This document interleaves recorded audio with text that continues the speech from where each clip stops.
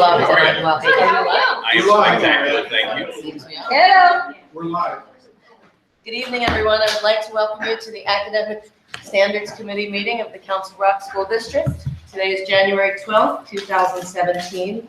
We have a number of members of the board here, as well as representation from our administration, as well as members of the community. So before we get started, if everyone could go around the room and announce themselves. I am Kyle McKessie. I'm a member of the school board. Ann DeMayo, Coordinator for Professional Development. Sue Elliott, Assistant Superintendent.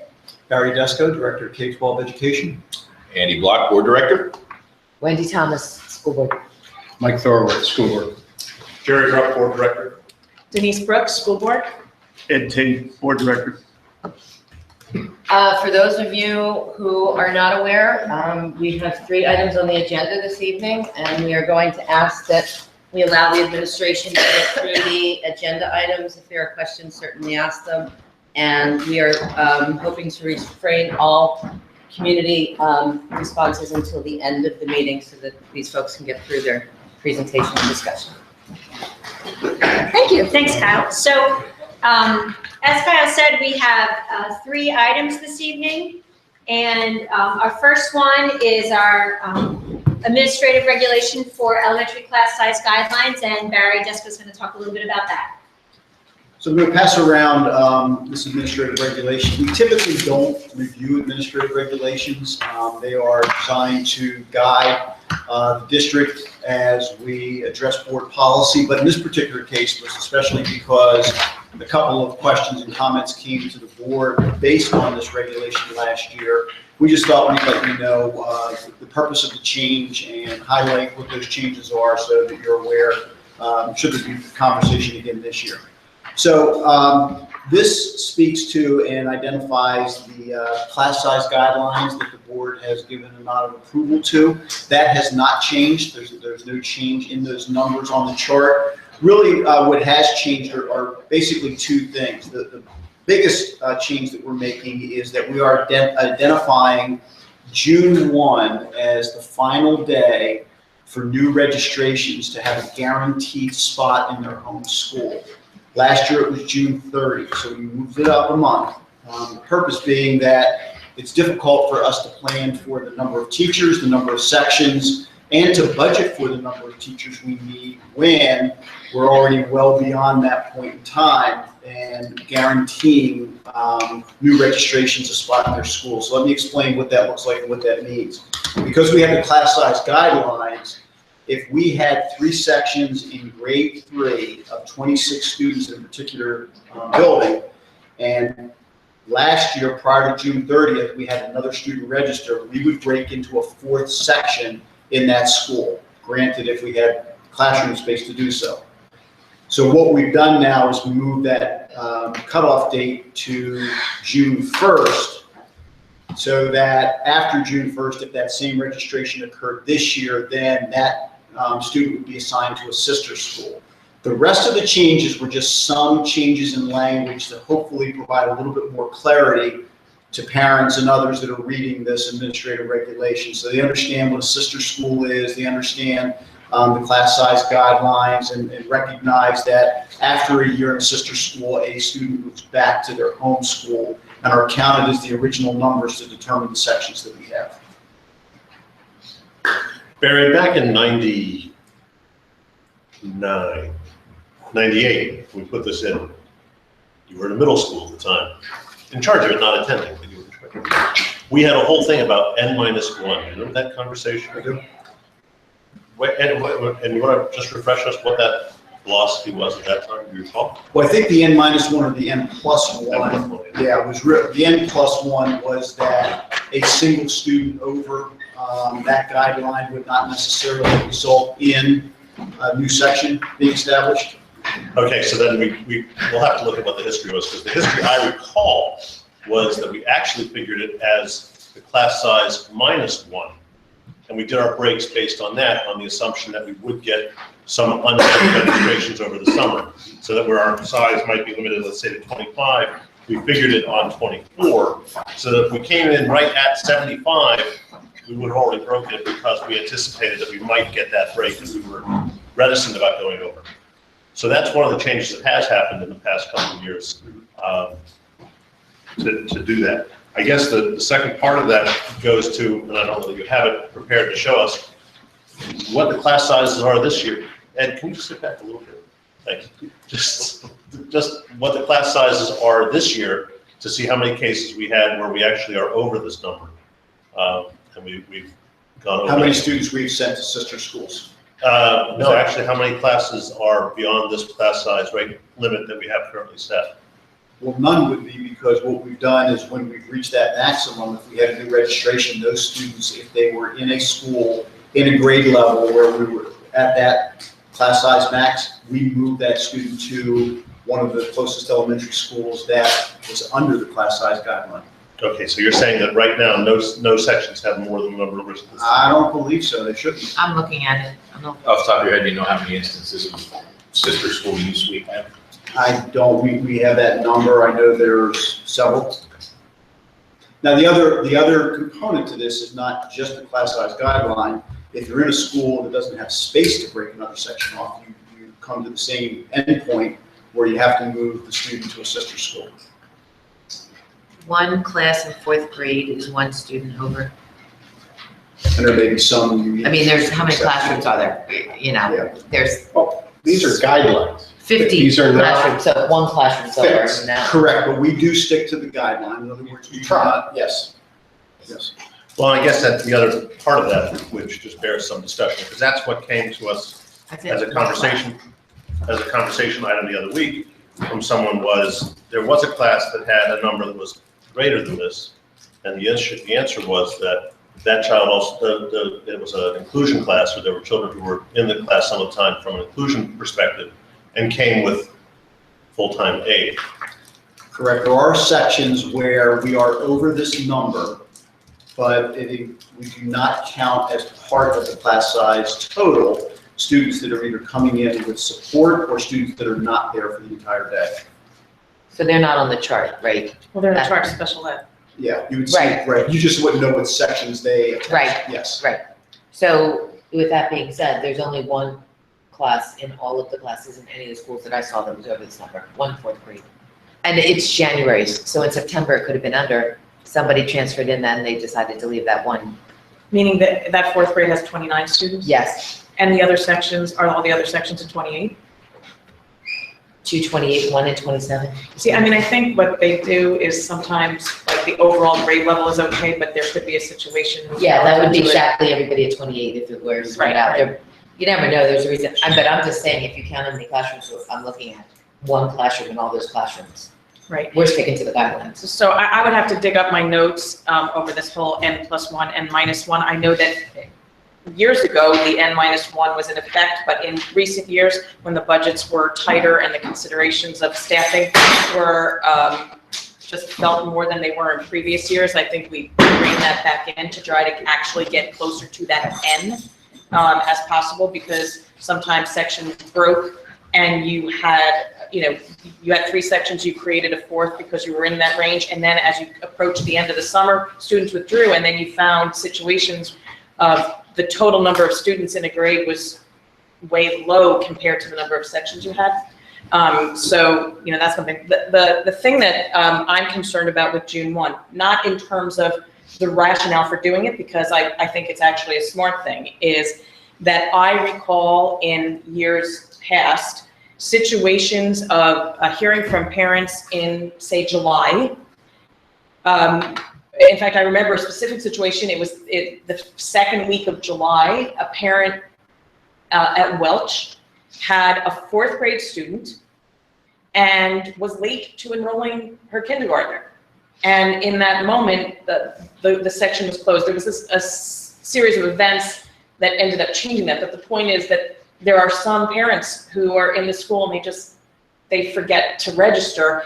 And I think that what's very, very important is the messaging around this, and really communicating, blasting this out well within our schools, in the newspapers, to students who would be moving in, or registering for kindergarten, because I think the nature for some people is like, it's a public school district. You come in, you should be able to register your student for school anytime. You're entitled to an education for your child. You can't.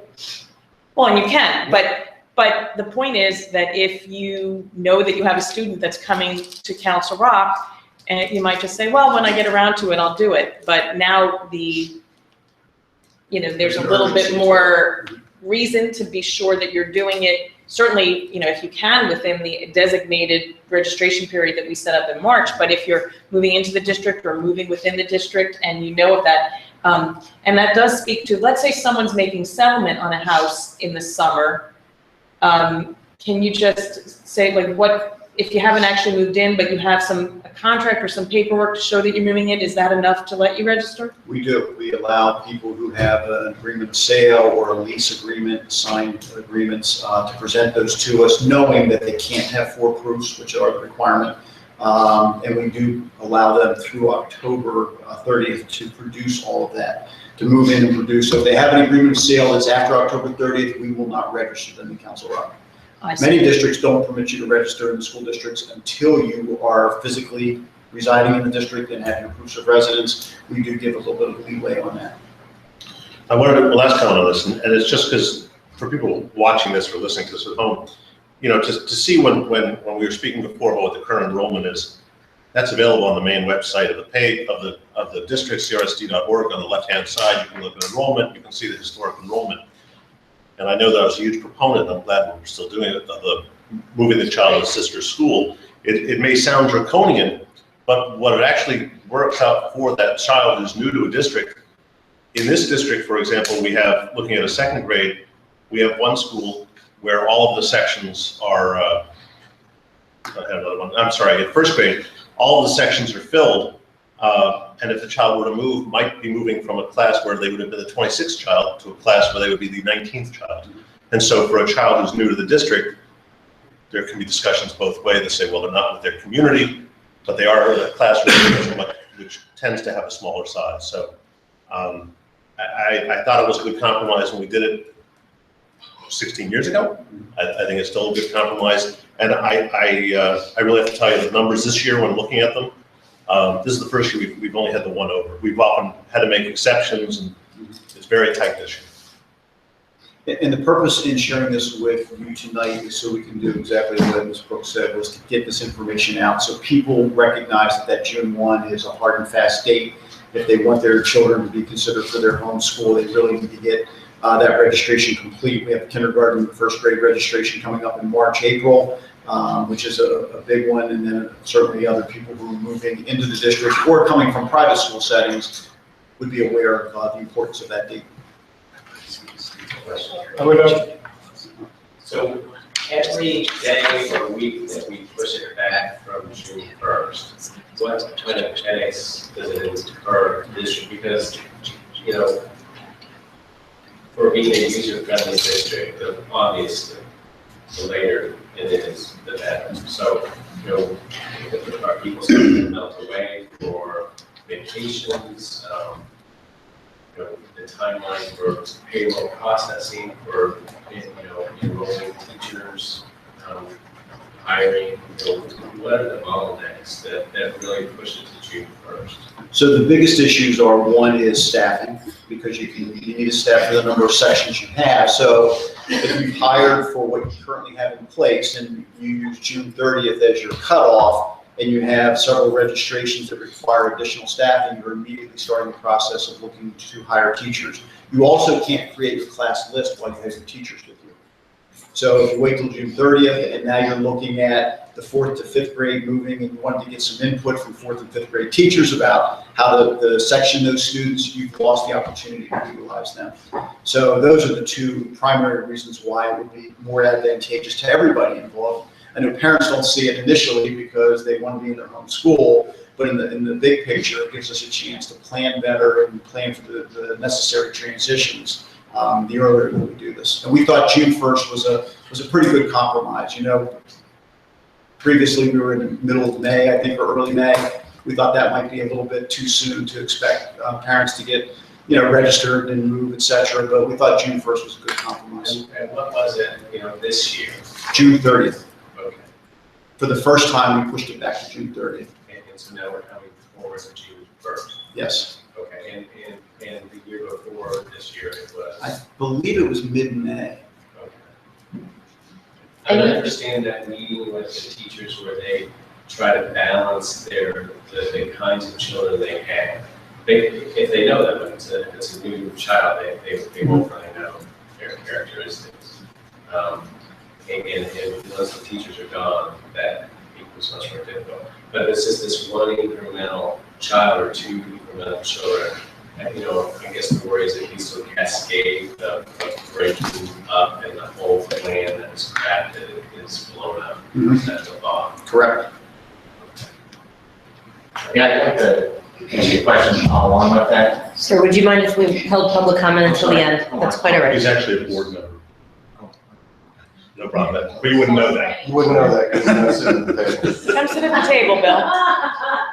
Come on, Bill, we got a place for you. Got your name here and everything.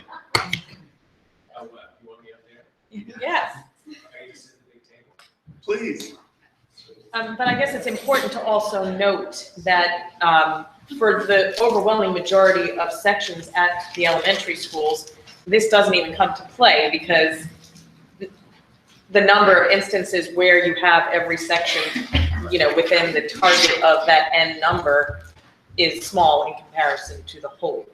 The overwhelming majority, there are many families who could come in and register in the summer and will be placed exactly where they expect to be placed. Correct. These are small situations, and it's just how we're going to address those small situations. And as Dr. Foster had mentioned, if you have 3 sections and you have to break to a 4th, it's not, you're now taking the total number of students and now divvying them up again. And that's why having teacher input on that, both sending and receiving teachers is very beneficial.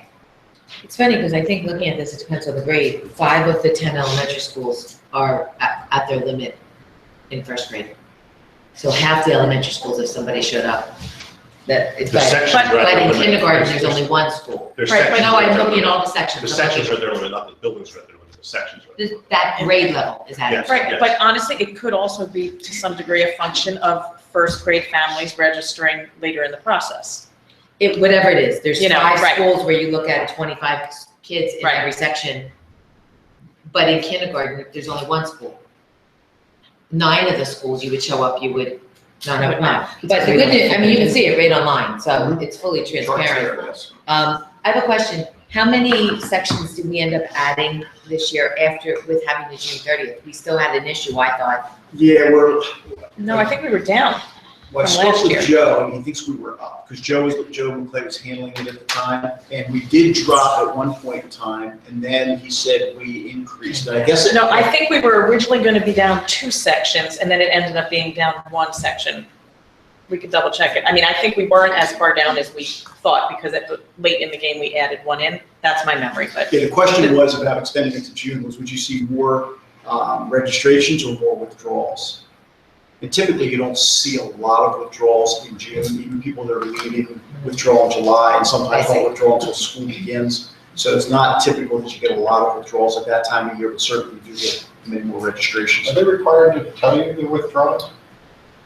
Well, sometimes They does not show. well, if they don't show, because there's compulsory attendance laws, Right. typically Right. we would get a request for records from another school where they enrolled, so that counts as them being registered somewhere, but We not actually- necessarily from the parent. At one time, we actually were concerned that some people were, I want to call it phantom registering, which was they're registering a child who was in parochial school to help their neighbors get a break in the classroom sections. Because by adding that child, they're entitled to a public education. That was that N1, the N plus. that we- Exactly, so they were trying to boost the sections, you get the break, and then as I said, when class starts, you go, where is this child? And after the first week, everybody's all settled in, and you now have a reduced class size. Well, that's why these are guidelines. not- Yes. not hard. So, again, other questions? Sure, I was just this is a great summary and a good discussion. Just to summarize, the real significant change is June 30 to June 1, and that's it. Nothing else in the policy. Everything else, just a little bit of language trying to add some clarity to how the process Right. works, but nothing that's significant.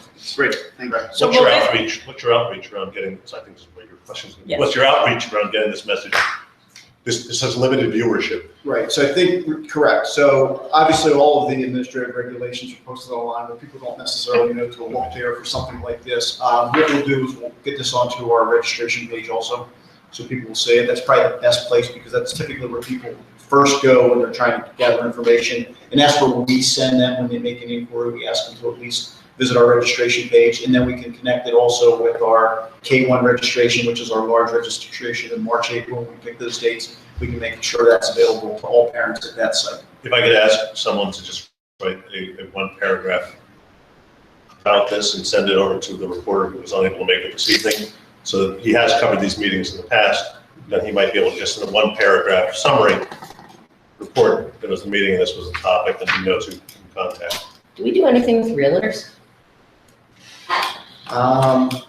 We typically, realtors often contact us on behalf of their clients who are out of the area. So that's who we often deal with when they make an inquiry about what's your process, what do our people need, what are your expectations, those kinds of questions. Most of them now have a pretty good sense of, the biggest mistake our realtors make is they typically tell students where they're going to school, and they don't have the boundaries correct. So they say that goes to Council Rock South, and the person finds out they're in North, or vice versa, and they get a little bit upset with. But wouldn't it make sense to even, I think we spoke of this in the past, realtors often, when they have a new person who moves in, they hand them a packet bunch of things.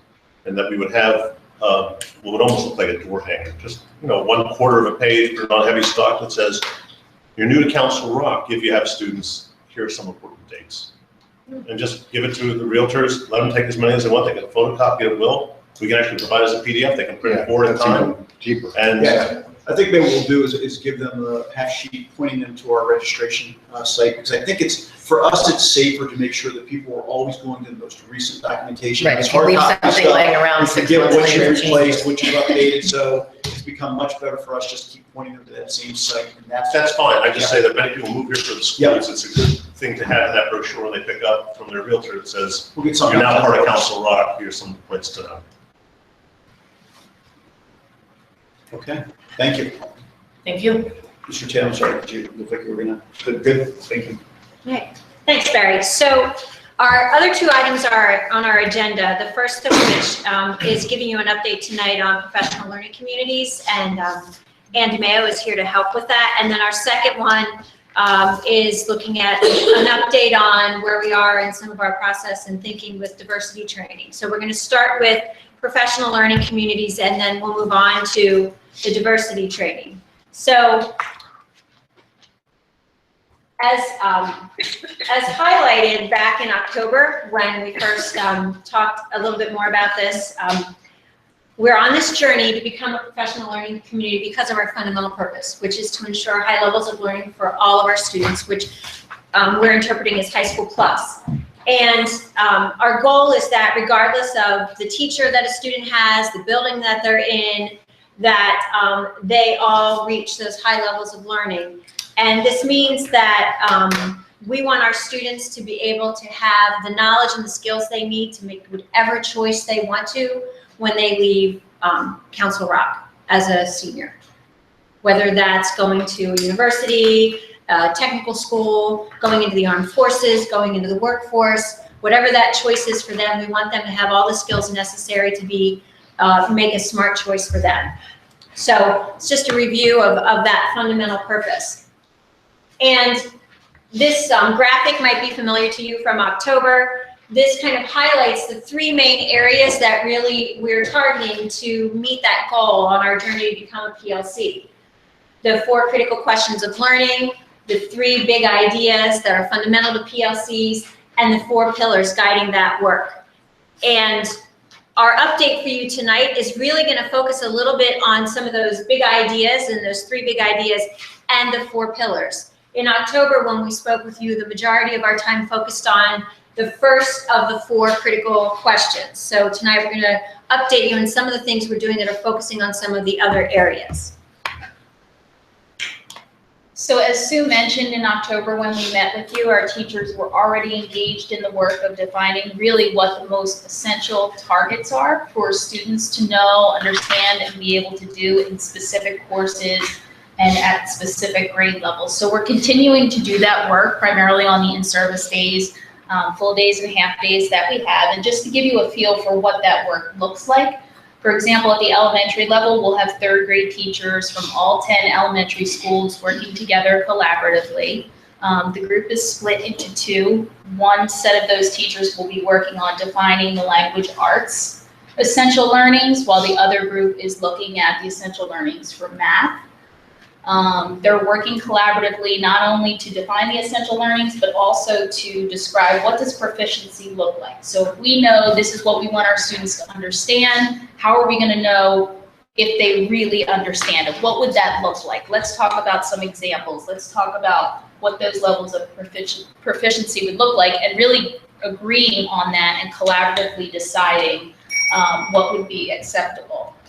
In addition to defining the proficiency, teachers are also coming to consensus on, what are those really crucial vocabulary terms that students need to know and understand? And also, what is it that these students might need as a prerequisite in order to be successful, again, at a specific grade level or in a specific course. So that's kind of part of what that curricular process looks like right now in terms of defining those essential learning targets. And we talked before about the consistency piece, kind of establishing that across schools and across grade levels. So I had a question, and it goes back to something I'd asked in October. So everyone had said that the PA core has so much in it that if we taught all the elements, the children would be 27 years old by the time we were done. And that whether we made explicit choices or implicit choices, choices were being made because people are still going to graduate when they're 18. And so that process, which you just described, interfaces with that reduction of elements. And I still, even though it's a big undertaking, that really is curriculum. And even though the PA core and Common Core have been a point of consternation and friction for the country and for some parents in the district, this is an opportunity to make it clear what choices we're making in our courses. Because what you just described, everyone's coming together and saying, no, we're not going to do that. We're going to underemphasize that. We're going to emphasize that. I think the community would love to know what those choices are, because that's what we're delivering as a district. We are making some choices, and I don't know how to make that happen in a, great, finite way, but I think it's incredibly, incredibly important that we know what those choices are. Well, and just to clarify for you, Bill, we're not eliminating teaching of some standards. As a public school in Pennsylvania, we are required to ensure that our students learn all of the academic standards. What we're doing is prioritizing and making sure the ones that we deem that are most essential for a student leaving that particular grade or course in order to be successful in the next courses or beyond high school, we're making sure and prioritizing that every student is going to learn those things, whatever we deem. We're still teaching all of them, but with less emphasis on some of the others, just because you can't possibly give the same amount of emphasis to every single standard in the amount of time that we have with students. So then it's the same thing for me, which ones are being emphasized and which ones are less so.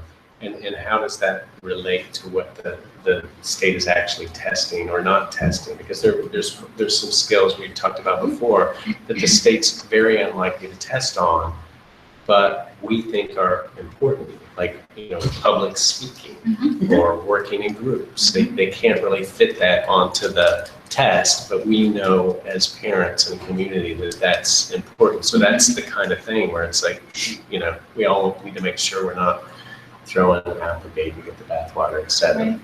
So I'd love to just get some handle on that. And just, again, not to give you too much detail in regards to the process, but there are a lot of different factors that are weighed in there, including some of which you just mentioned, life skills, particularly we have them take a look at any state assessments that may be in that particular grade level or within that particular course, and how does that weigh I mean, in? and I don't want to take up too much of everybody's time, but one of the hot topics right now is the drugs, opioid abuse. And when you talk to the experts in the area, they say that one of the best things you can do is get children to be connected socially early and make them resilient, so that when they face challenges, their go-to solution isn't drugs and alcohol, it's their friends and family and all that kind of thing. And so my understanding is years ago, that's why we put in things like morning meeting into the elementary curriculum, is to build that connectivity and how to be in groups. And some of that's kind of spotty, like in some of the grades, supposed to be K-3 is one aspect, but some of the grades are not doing it in some of the schools and all that. And so getting that re-coordinated is important. And it may not show up on the state testing, but thanks. So just in closing with the work that the teachers are currently engaged in, all staff members, all teachers, around the most essential learnings. Once the proficiency has been defined, once the teachers have an opportunity to look at, again, those key vocab terms and any prerequisite skills or knowledge that they might need to be successful, we clarify all that. And the next phase would be, okay, now that we have all of this defined, how will we measure it? And what will that assessment look like? And that would be kind of the next phase of the process once teachers move through clarifying what the actual learning targets are. So in addition to examining that first critical question at this point, we're also focusing as an organization around the second key idea of establishing a culture of collaboration. As you can see, these three big ideas are really fundamental to our work to becoming a professional learning community here in Council Rock, ensuring that all students are learning. The first step to that, defining what it is that we feel is most essential for them to learn, and obviously focusing on results. But where we are right now, we're working with our curriculum coordinators to lead the collaboration within the curriculum work that's occurring. And our building administrators are really focusing on building that foundation within the school building of this is why collaboration is so important. And this is why collaboration is going to meet the needs of all of our students more efficiently and more effectively than we've done in the past. You're going to expand that to develop all the schools, so it's cross-school collaboration, correct? It depends. The way the structure is for PLC teams, it works best if a team within a building is doing the work and the collaborating around their students and their data. Where we get the district piece is some of the work that's happening now, where coming to consensus on what success looks like or what proficiency looks like, that will be consistent across the district. But you know where I'm going. I do, I want some yeah. uniformity. with And there'll delivery. be uniformity in what the expectation is. Where the difference will happen is just like in any teacher's classroom, that teacher's And sure. craft Yep. and responding to the specific students that they have in front of them at that time. So there'll be some differences with that, but the uniformity will come in that we're all measuring the same things. Cool. Okay, Yep, that's fine. no, I know exactly what you're doing. And there still will be opportunities for some of that cross-building Yeah. collaboration.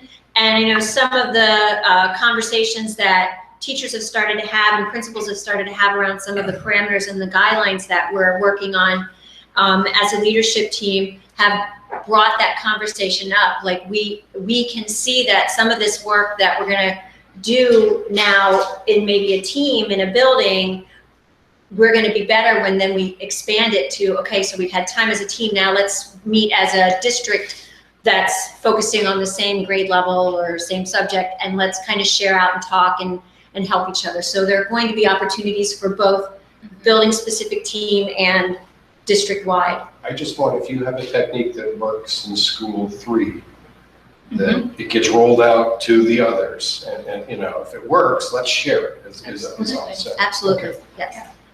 We also talked about there are certain areas within the curriculum that you have to be outside. Like we took, was Yes, tech the- ed like the course. There are certain singletons, places you right. have to go out, Yep. and they're going to be sharing Yeah, across the. absolutely. Yes. Okay. And we'll speak to that a little bit later on, and just possibilities for singletons and ways to get around that maybe virtually. Okay, so again, you might recognize this slide from our presentation earlier in October. And these are the 4 pillars of our work as a professional learning community. So in addition to examining that first critical question related to student learning and what's essential, and the 3 big ideas we just shared with you, we're really honing in on both our vision and values as an organization.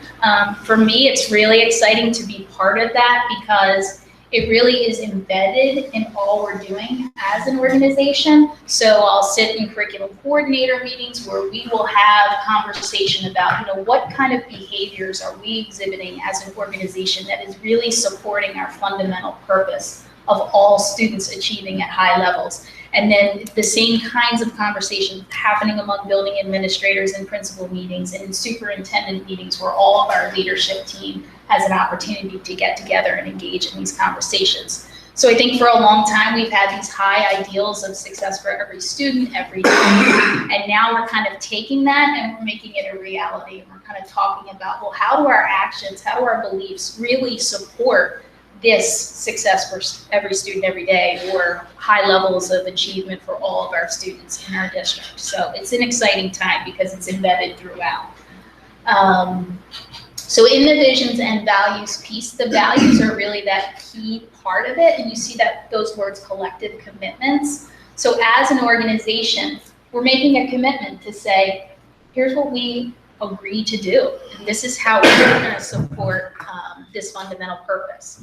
So Sue's going to describe 2 tasks that we're currently engaged in now within our district that are really helping us to further articulate our collective commitments. So this is part of our update of what we're doing right now. So the first task is we're outlining what our parameters or our guidelines are. So as Ann talked about, our collective commitments, how we behave, what we believe. This is what we're defining. Some call it the box of these are, the things that are non-discretionary. These are the things that will happen within the building, what teacher teams will be doing, but giving some guidelines, but also making sure those guidelines allow for teacher autonomy and empowerment and creativity within the frame of that virtual box, so to speak. And we have a group of people that have been working on drafting that, and we're going to tell you a few more details about that. The second task that we're really working on is prioritizing time for regular collaboration. One of the things that we know about becoming a professional learning community is one of the most important pieces to that is having regular time for teachers to meet and collaborate about student learning. And in order to do that, we need to look at our schedules, our master schedules at all 3 levels. And, folks talk about finding more time. There is no more time in the day. We only have our students for so many hours, and we only have our teachers for so many hours. So it then becomes a question of prioritizing our time. How can we look at things in a different way to find time within the day to give teachers that opportunity to collaborate? And we're beginning to work on that piece as well, which, as you can imagine, is not an easy task to do when you're trying to stick within the time limits that you have. So that's a piece that we're going to talk a little bit more about as well. At the elementary level, is that, there are a number of events in a student's week where they're out of the classroom for the specials, where they're going for phys ed, music, art, and so I don't know that we ever gave it thought, which was, to have all of the 3rd grades out together. They could go to each of those 3 things I just said, because the teachers then have the time together. As compared to, so I'm sure it's not brain surgery and that I'm coming up. It's easy to come up with the idea. Implementing it, I'm sure, is a whole different matter. But we're looking for those sort of things, Yes. that we can put them together that way. Because, historically, when you scheduled this classroom, this 3rd grade section versus that 3rd grade section, it didn't matter much. Gym they tended to share, but beyond that, maybe not. So, okay, Yes, that's one of the models that actually many districts that are, at least at the elementary level, because that Right, speaks that's easier. specifically to elementary, that many districts that are becoming professional learning communities or already are, depending on staffing, number of specials that they offer, number of sections of a grade level, they look at that as an option to find that common time, and in some cases that has worked beautifully. So that's something that we will look at. Barry and I will be working with the principals at each level to really start to think about that a little bit more in detail. Okay, let's put our heads together. Let's think, how can we? Well, and we have, Through and this. we have, in the elementary level example, we have 10 different ways to process it. And we can look at that and then pull from those to see which one works. So we can Absolutely. model it quickly rather than model it in one at school. And the next school, we can model a couple different models. And then, Jerry's asking for 10 simultaneous pilots, not. right, and I want to control, and I want to You might have control it. group. You might have it. We'll work through that. Sure. How much of a challenge is the current issue with substitutes that we face impacting this? Obviously, that's a challenge in itself to the district, which we've started to address. But is the challenge of finding time exacerbated by that? Do we get some relief if we fix that faster? Well, Or is it part, basically the way teachers spend their time, that doesn't impact our ability to implement I PLCs? think it's a great question, Andy. I think part of the thing that, the reason that, and I said this and I'll emphasize this again, is prioritizing time within the school day and in the teacher's day. Because if you can do it that way, then you eliminate some of those pieces of having to worry about, do we have enough subs to cover? Yeah. So our goal is to be able to do it within the confines of what we have and not have to worry about those pieces. So, you know, would solving the sub issue help with things? Yes, many, many things, even some of the training that we'll need to do for folks. But we want to make it work without having to think about external time or those other pieces. Good. That's our goal. Yep. Okay. Great. As Sue mentioned, our first task is establishing these parameters and guidelines for our work as a professional learning community. There are many different components to this, and responsibilities fall at different levels. So the way in which we're designing our document is to identify what does our district level commit to support this process and to ultimately achieve our fundamental purpose. What will our building leadership commit to and establish within the building to make sure that this is successful? And then finally, and most importantly, what will our teacher teams commit to do? And in that, what will we as a district, what will the building do as a district in order to empower them to be able to do it and to, again, allow all of our students to be successful?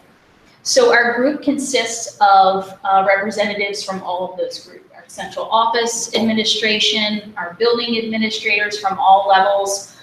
We have teachers from all levels. We have curriculum coordinators participating, and those perspectives are really, really important because of the way in which we're approaching this as an organization. So it's not about one school or one dynamic leader or one central office person. It's we as an organization are designing this, and then we're going to commit to it.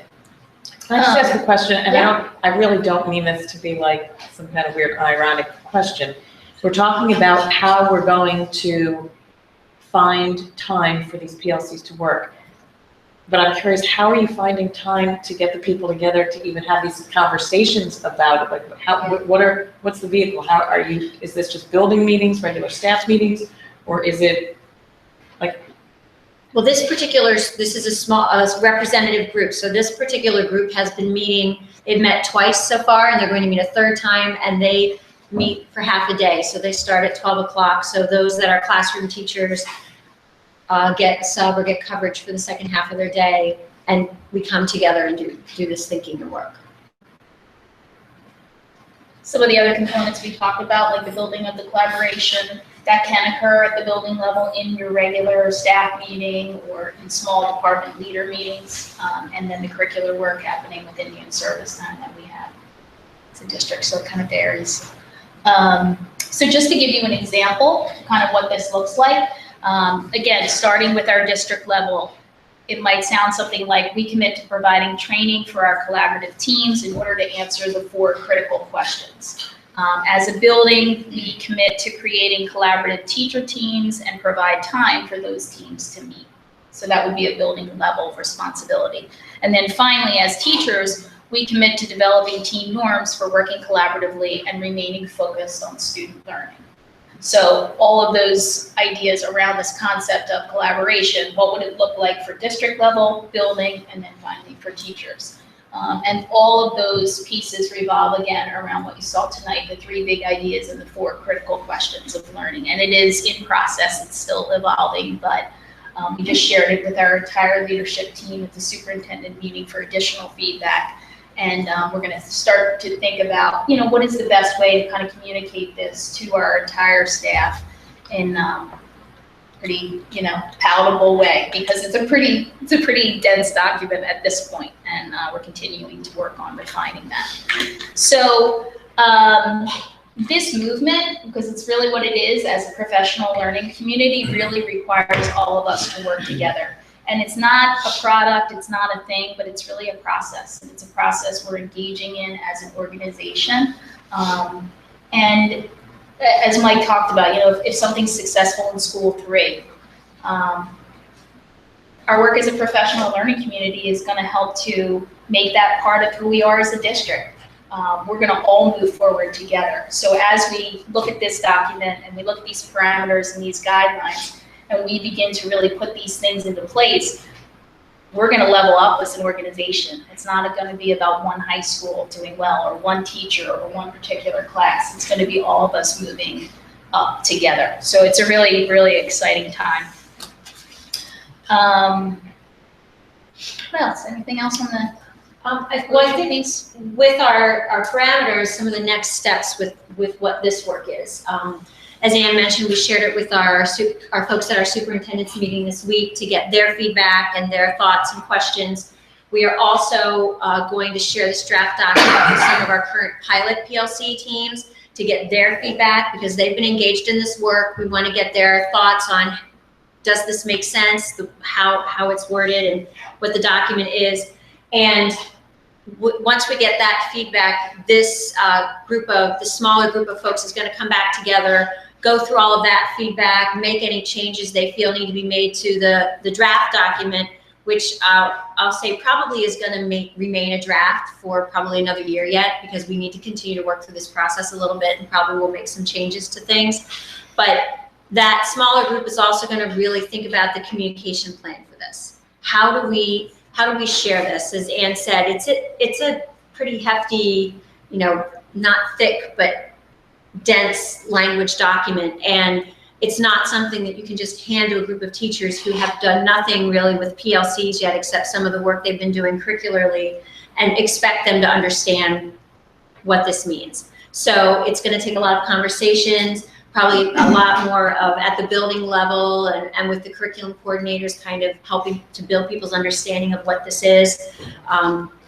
Whether we give the document to folks as a resource or how we kind of break it up, that's the piece we still need to decide. What's the best way to do that? So this group will help to do that. And the other piece that this smaller group has really been doing as they've been engaged in drafting this document is keeping a constant running record of, okay, what are the questions we have, or what are the questions we know teachers are going to have? What are the things we know we're going to need to do? So we've been developing this, to-do list of sorts of all of the things we're going to need to do related to seeing this come to fruition and realizing our vision. So that's something that we'll also look at that and make decisions and prioritize, okay, when do we need to do this, for who, how do we do it? So it's helping guide us in our work. Is there any difference between the elementary and the middle school in terms of what you're just describing, or is it all being? For the draft document, right, it is the same for all buildings. So it has clarity, but leaves things open that make it unique to the building. So for example, Ann gave the example of at the building level, principals will work to create collaborative teams and find time for those teams. Well, that is a commitment that every building principal will commit to doing that, but how that looks based on the level is going to be different because of how the schedules work at the different levels. Okay. So you envision it all being rolled out across K through 12 simultaneous, not going faster in elementary and middle and high? think we need to see how some of our work now in our prioritizing time turns out, because we may be able to do things a little bit differently at the different levels based on how we can prioritize time. So we need to work through that a little bit more yet this spring to see exactly whether things are faster, slower, and some of that might be variable by buildings within a level. Some of our elementary buildings, and we have a full pilot going on at Churchville. So, what can we learn from them as we're prioritizing time? But then also, when you look at these guidelines and parameters, how we communicate that out, because they've been engaged as PLCs, might be completely different than what we do with, say, another elementary building that is still new to all of this. Okay? Right. So our next piece, our next task for this is prioritizing time. And I emphasize that it's prioritizing time because there's no more time in the day. So there are going to be trade-offs. Something's going to give. What that is yet, we don't know. That's what we have to figure out. And that's something that we've been very fortunate, and I want to thank the board for devoting funds to support this, that we've been able to do this. We were able to bring in a consultant from Solution Tree, Dr. Richard Dewey, who is retired from being a principal, but has had many years of experience in serving as an administrator in a building that is a PLC. And so he understands scheduling from different levels. And we brought him in to help us start to think about how to prioritize time and work with teachers. So we spent 2 days with him, and he worked with a large group and then broke into leveled groups. So we had separate time with elementary folks, middle school folks, and high school folks, because there are uniquenesses to those schedules and what the world is like at those different levels. So he helped us to really think about the most important priority for us right now, which is finding time for collaboration. And that's what we're going to focus on. And we're going to do that by prioritizing things and trying to figure out, okay, what are the things we trade off? And trade off doesn't mean we're getting rid of something, but it might mean the way we do something changes slightly. So that, Jerry talked about scheduling all specials at the same time for a specific grade level. Well, that could be considered a trade-off, because from some respects, for example, an art teacher might like the fact that he or she has all the fourth grade back-to-back at the same time, because it's easier to get materials out and ready. But if we're prioritizing time for collaboration, then that might be a trade-off that the art teacher is going to have to make in order to realize what we're prioritizing. So don't think of trade-offs as we're giving something up, as much as we're just looking at how do we do things slightly differently? How do we get creative with our scheduling and with the time that we have? So that piece is going to really help us to kind of think about where we're going and what our next steps are. And when we think about the next steps with that, as I mentioned earlier, Barry and I are going to meet with the building principals and look at that. And our goal is, and we've communicated this with each of our buildings, is for each of our buildings to, for next year, find at least one group that can meet as a PLC team, that they can find collaborative regular time in the day for that one group. So it could be just one grade level. At the middle school, it could be your 7th grade language arts teachers, or at the high school, your chemistry teachers, and find time just for those people in the schedule. And not worry yet about trying to find time for everybody. Let's start small and work through this and try to figure out some of the kinks and the bumps as we go along. So we're going to work to find that time. And then what Ann and I are going to do, along with some of the other curriculum coordinators, is develop the training for those new teams and provide training for them, most likely over the summer. It'll be time, and then some throughout the school year, to help them understand what is it you do during this time that you now have together as a team. How do you function? How do you use that? There'll be some deliverables on their day? Yes, there will be deliverables. There will be things like, for example, each team develops norms of how they operate. They'll be developing some common formative assessments that they'll use throughout the year to measure the priority standards. So those will be things that will be deliverables. We're going to gather feedback from the new and existing teams, and I'm going to work with the coordinators and others to figure out what's the best kind of feedback we need to get right now as we move forward and thinking about continuing to expand this. And that's our goal, is to continue to increase it. If you remember from October, we had a goal of full implementation in 18-19, but we didn't clearly define what full implementation looks like because we're not exactly sure. With our goal next year of having one team per building, then in 18-19, we may be able to have more teams and more training. One of the things that we want to make sure that we do is provide the supports and the training for folks. It's one thing to provide the time and say to people, here you go, we're giving you time to collaborate, now go collaborate. But it's important for folks to be collaborating about the right things that are going to help them make the biggest difference for student learning. So that's why we're coupling it with training so that we can continue to build that knowledge base about how do you best utilize this time in an effective way. So all this spring, we're going to keep working on those pieces. And as Anne mentioned earlier with our first critical question, the coordinators as well will continue to work on that work, the curriculum work with the teachers. So there's some things happening simultaneously.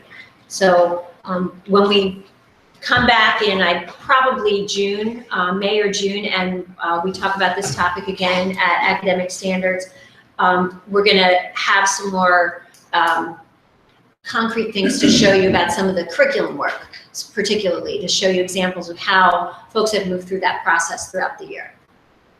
Any questions about PLCs before we move on to our next topic?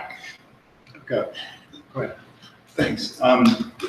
Clearly, the board's role in this is to make sure you have the resources that you need to accelerate this process as fast as possible. Do you, and if not, how much do you need and what do you need? Well, actually, I've talked to Bob Reinhardt about that, and because the board has committed, I think it was 2.6 million of fund balance for ed initiatives and things, that's where the funds for this are coming from. So we're budgeting for that. Okay. Yep, we're budgeting for that. So I've worked out a budget of anticipating how many PLC teams we're going to have and how many members potentially are going to be on each of those teams on average, and budgeting how much that's going to cost for training of those folks and the work we need to do to develop that. So that's all been part of the process as we looked at. So is that how the calculation of one new PLC per building comes together? Is that the correlation that you thought through, that that's how the funds could be used and what it could support? No, the thought of one PLC per building was enabling us to, first of all, start small with a pocket of first followers or key people who have some good knowledge in the building that are ready to start to do something and start to spread the stories. And so others can see. Hypothetically, I don't know if this is like ridiculous or not, but hypothetically, if in a single building you had tremendously more interest, would you do 2 new ones, or is the idea that you're just trying to keep this in a controlled rollout? I think potentially we could. I think we need to look at a couple factors with that. We need to look at, number one, when we're prioritizing time in the schedule, can we make it work for next year? Like, our goal is to make it work for everybody, but we're starting because we don't want to have to make too many changes to the schedule at one time if possible. So let's start with that one group. If we can make it work with multiple groups in a building within the schedule, we might do that. The other piece to that is we want to make sure we have the right people that are going to go through the training, and that's something where principals are thinking about. Who are the folks that they know that are going to be able to kind of go through this type of training and be able to talk about it and share stories and spread the word about, oh, this is really great, and to help to bring others on board, because there's there's variable levels of understanding of what PLCs are across the district. So, but then in practice, what it becomes is the principal really getting an understanding of how to conceptualize how this gets executed, and then directing, the principal's going to have a good deal of control over figuring out. It's not like he comes into a staff meeting and says, who wants to do this? Like, it's got to be a lot more, Yes, focused. yes, absolutely. Well, that led to my question was, the end goal is there are no sandbaggers, right? I mean, we're all gonna participate. That's correct. So, I mean, in the end, no one can close their door and say what happens in my classroom is just me. That's I mean, correct. It's so I can see why you're nibbling a little bit to. And the other thing is, that was whatever money and see how far that gets us. In other words, to Denise's point, you're not budgeting this program to the money. You're moving the program at the speed you need to move it. Yes. And we don't know how long that money will last us. 1 year, 2 years, 3 years. At the point at which it starts to be a foreseeable Yes. issue, then we're gonna have to have another conversation. So just so people on the phone know, it wasn't 2.6 for this year Right. or even next year. It was, let's start the process and see how far the money takes us. Yes, that is Barry, correct. I have a question. Barry, Ed, sorry. Because he can't talk. I unless he can't, can I see can't it. let of course, if anybody's responding. At the high school level, we used to have IPCs. Do we still have IPCs? We do. Yes. And do we have staff in the, don't sit back there. Do we have staff assigned to the IPCs as administrative support? There are some administrative assistants, clerical workers in each. My point in that was an example, but maybe, when you look at a law firm, you have attorneys and you have paralegals. When you look at a hospital, you have doctors and you have physician's assistants and you have nurses. And my point is can we try and make sure that we're leveraging, because you're saying, how do you make the time for collaboration? And in many offices, we find that the way you make the time for the professional is you take those tasks that don't require their skill set, their full attention, to have others do it. The nurse in a doctor's office, still a well-qualified, trained person. A paralegal, still well-qualified, trained, working within the scope of their ability and their training. And so, I hear, we've set aside funds, and I guess part of my question is, are there tasks that are administrative, fully requiring the teacher's certificate and the teacher's qualification, that we might be able to help carve out? I used to tell a story that in our previous school district, Nat, as a quadriplegic, would go to a classroom and parents caught on and started asking what class he was in, because they found that he traveled with an aide. And when there was an aide in Nat's classroom, that we always told them, don't let that aide hover over him, she's a classroom aide. And so what happened was she would do many of the administrative tasks, and the teacher was free to visit more kids. So although the classes were larger, they had more time with each child. So I just put it forward again, this isn't rocket science, that's taught by somebody else in the South.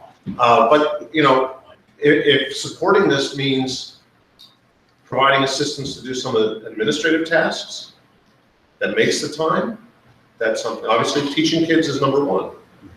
And I don't think we can get an aide to do that, or a support staff, but at least consider that. I think what you're saying is what we need to look at, that creative thinking about how we utilize resources, time, money. Best resource doing the task most appropriate. All those things need to come into our thinking as we try to plan accordingly. And one of those resources is the continuing education. So we're paying for people's continuing education, the district reimburses, right? And then after a certain number of credits, people get more salary. And so can we use our continuing education as a vehicle so that when teachers choose courses, can we steer them and say, oh, look, there's this great ELC thing. And so is that going on? Can we do that? I mean, maybe they have some freedom to choose, but do we have freedom to coerce their choices? We actually just talked about that, I think it was last week, and the possibility there is an online course that coincides with the model that we're using in professional learning communities, and would be certainly something worth mentioning to people if you're considering an online course. This would be a great one to check out. Or if there's, through networking, if there are any offerings at UPenn or Temple or wherever, Holy Family, wherever people go, or if we as a district can express, or even work with our sister districts, can express an interest in those kind of course offerings being available, and that we are willing to drive traffic to them. I mean, because like you say, time, there's only so many hours in the day, but there's a tremendous investment that the district makes in these continuing ed hours and in the increased salary and benefits that teachers get once they take those courses. So I'd love to steer here. Any other questions? All right, so we'll move on to our final agenda item, which, oh, it's working, I'm just looking at the wrong thing. So our final agenda item is diversity, and we're going to talk a little bit about some of the things that we're in the process and we're starting to do with our diversity training and our diversity work. So as many of you have heard Robert speak to this, I know he's mentioned this different meetings and things. There are 4 real areas of focus when we're talking about diversity in our district. And the first one is student engagement and programming. The second is our community engagement and diversity committee, and then our staff training and our hiring practices. So we're going to highlight all 4 of those a little bit to kind of share with you some of what is happening. So when we talk about student engagement and programming, the first thing is our high school forums, and Barry's going to speak a little bit to that. So many of you in this room were a part of conversations that we had here with our community forums. I'll just give you a kind of broad perspective of the community or the high school forums that were held. They were held at both North and South and under different circumstances. The initial student forums were at Council Rock North as a direct result of the incidents that took place there. And a credit to the administration of that building, they felt the need to do something with the students. So I say credit to them because they pooled a large group of students together by grade level. And when you do that without a planned program, you're never quite sure what the outcome will be. But what I'll say to you is that I was so very impressed because it was an opportunity. It was an opportunity for our students to engage with each other. And even though the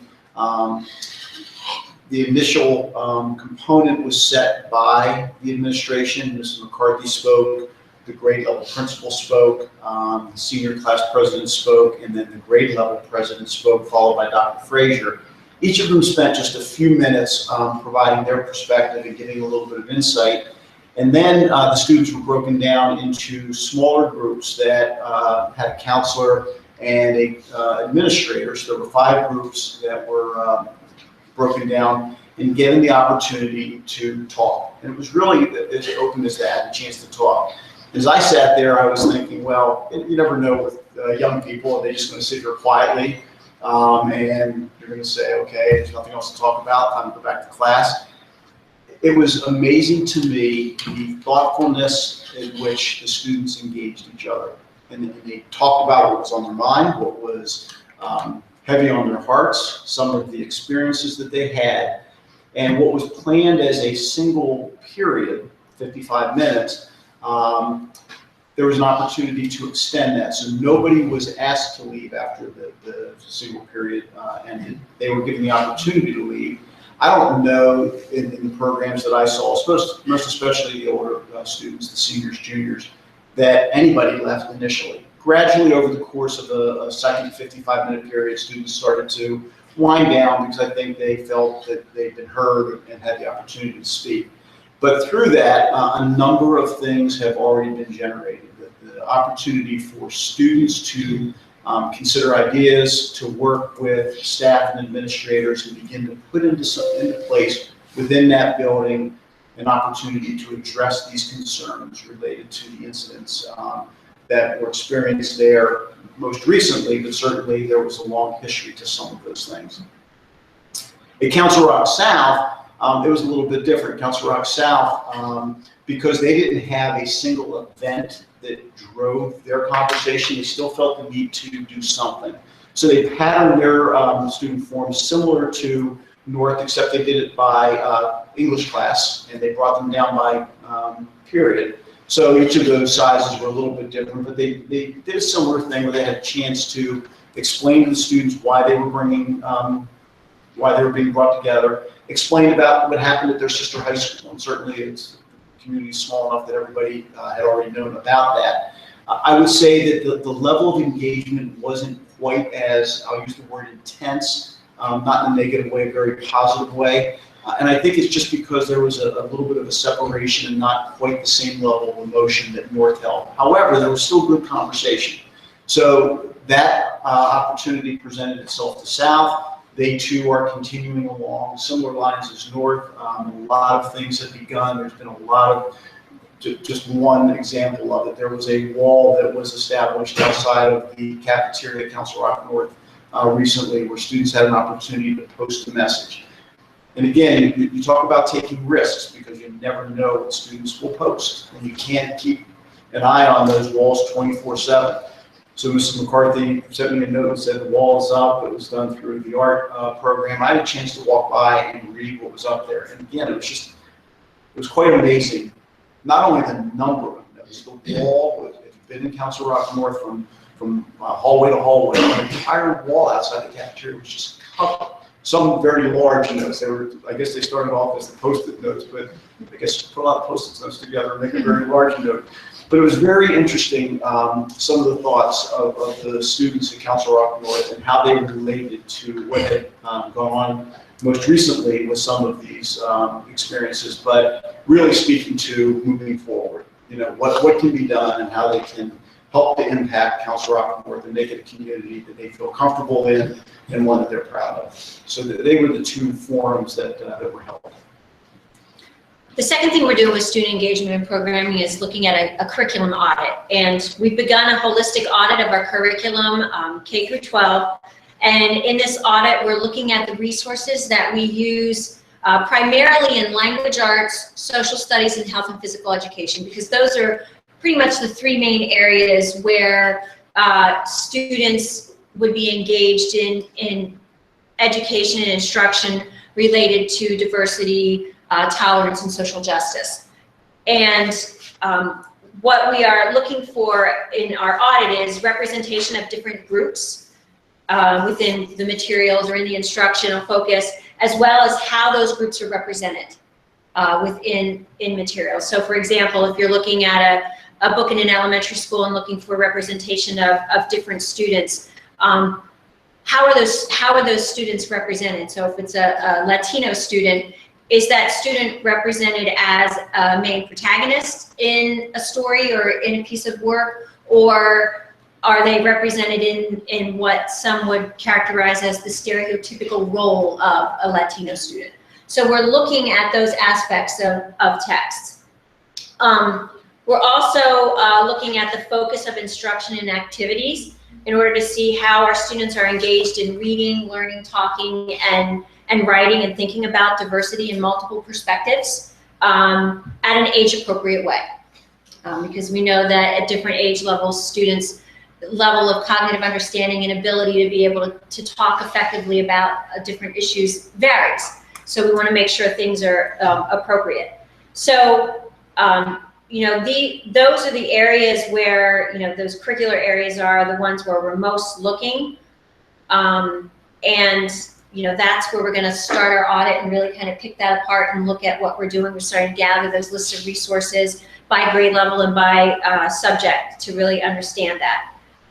The third item that we're doing with student engagement and programming is really looking at those commemorative times and how we learn and celebrate those times, especially those times that focus on different marginalized groups in our society. So it includes Black History Month, it includes Women's History, and many others where we really want to explore how these times how students are learning about the reason that we celebrate this time or we commemorate this time, as well as what are we doing in buildings to celebrate that time. So that's the other piece that we're looking at, and looking at that as well as not only how it is addressed in the curriculum, but how it's addressed at the building level, as well as in an age-appropriate way for our students. So those are the aspects of student engagement and programming that we're looking Can I ask a at. question about the audit? I mean, that kind of audit you describe isn't something that we do every day, right? It's kind Correct. of, it's got its own characteristics. So do we get outside help for that kind of thing? Or are we doing it ourselves? So right now, I am in contact with, starting with the intermediate unit, which is our first best resource to get some support in how to look at how to best audit that, because they do curriculum audits and program audits all the time for districts. So that's our first point of reference. What we've started so far is just gathering a list of what are all the resources we have, what are all the areas of instructional focus that we have as a starting point, because we need to gather everything together first so that we can start to really look at it and unpack it a little bit more. I mean, for what it's worth, just in observations, is we have young children in the schools, a third and a fifth grader. So however it happened, the sheets that they bring home for math, the kinds of problems have a huge diversity of names. It's not just Joe and Judy, have 5 pencils apiece or whatever. So there is way more diversity in that than I ever experienced as a child. And so at least, there's, for my personal experience, there's some good progress. Yes, and those are all, like when you talk about math and science and places where there, word problems and things where you want to see the diversity there. Our first initial focus is in the areas where we're really targeting instruction, and primarily through, mostly through texts that we're using. And the connection with what we're studying, in social studies classes and health and phys ed, when we look at different issues in health, and also then in language arts where we use such varied pieces of literature.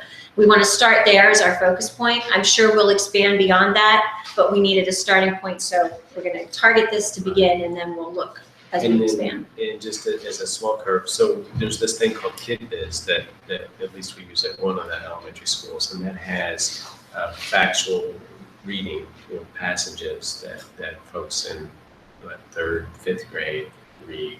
And so that's kind of hard to give to the IU and see, because there's going to be this giant data bank of Correct. articles underneath. It could be, 10,000 articles for all we know.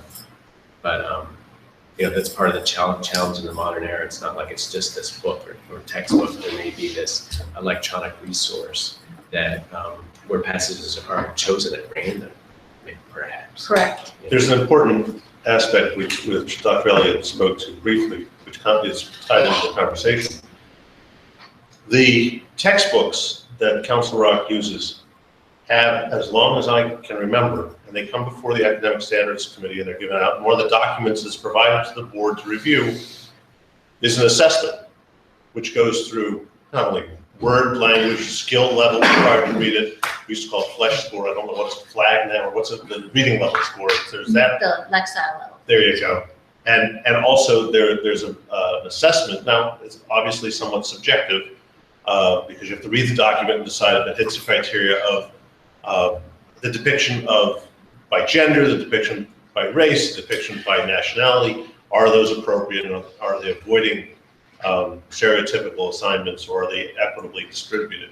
So I just want to make, again, this is more for public who may not be aware, this is already part of the process. So that we're doing it now is really, that's being reviewed again, complemented by a broader look at some other aspects that may not have been for board review in the past. It's administration's review. But that review, Bill, you brought up the individual documents. It's hard to look at those, as you say, it's an article. It's hard to get that.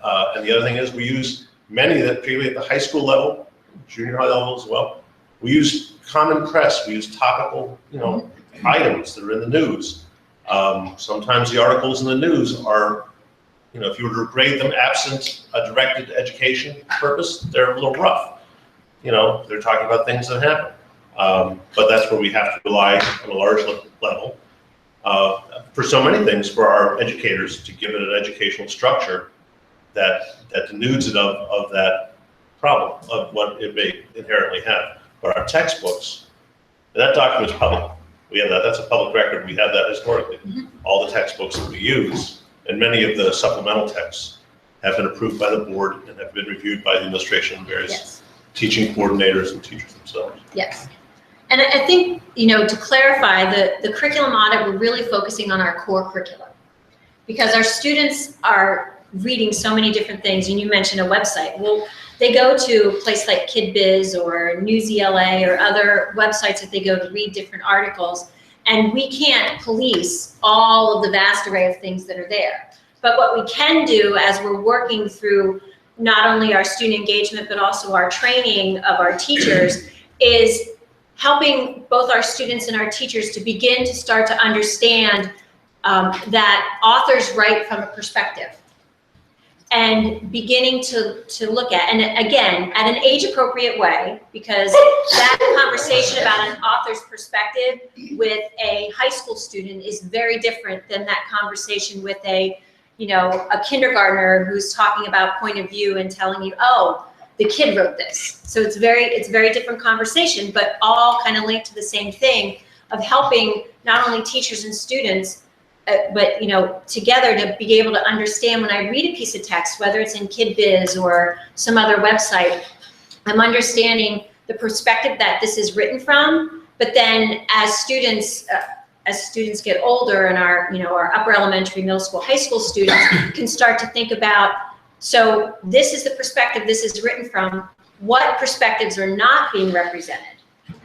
So what are the things that are, that's not being shared here, and being able to start to think about that. And again, that's somewhat of a level specific conversation, because our youngest students aren't going to be as adept at being able to think about that as some of our older students that can really look at, for example, when we read some accounts of, I'll use the example, the Trail of Tears. We read the account from the perspective pretty much of the white soldiers and folks who present that perspective of what that was. But there's that whole other perspective of the Native Americans in that story that sometimes is not represented in textbooks, or is represented in a certain way and may not really truly represent their thinking. So it's involving kids and teachers in those kind of conversations that really starts to open us up to understanding, issues of social justice and diversity and what is and isn't represented in text, which is what we want to look at, but primarily with core resources, because we just can't do it with everything. It's impossible. I mean, we have a librarian sitting back here, and I think she can probably speak to, there's no way she could do that with every single library book in the library. It's just too many of them. But to give our teachers and our students the tools to be able to do that thinking is what's important. So that's student engagement and programming. What's the expectation of how long it will take to complete this audit? And is it the situation that as things are uncovered through the audit, that changes might be made to the curriculum as you go? Or is it approached as the audit becomes completed and then you make a decision on how you advance the curriculum?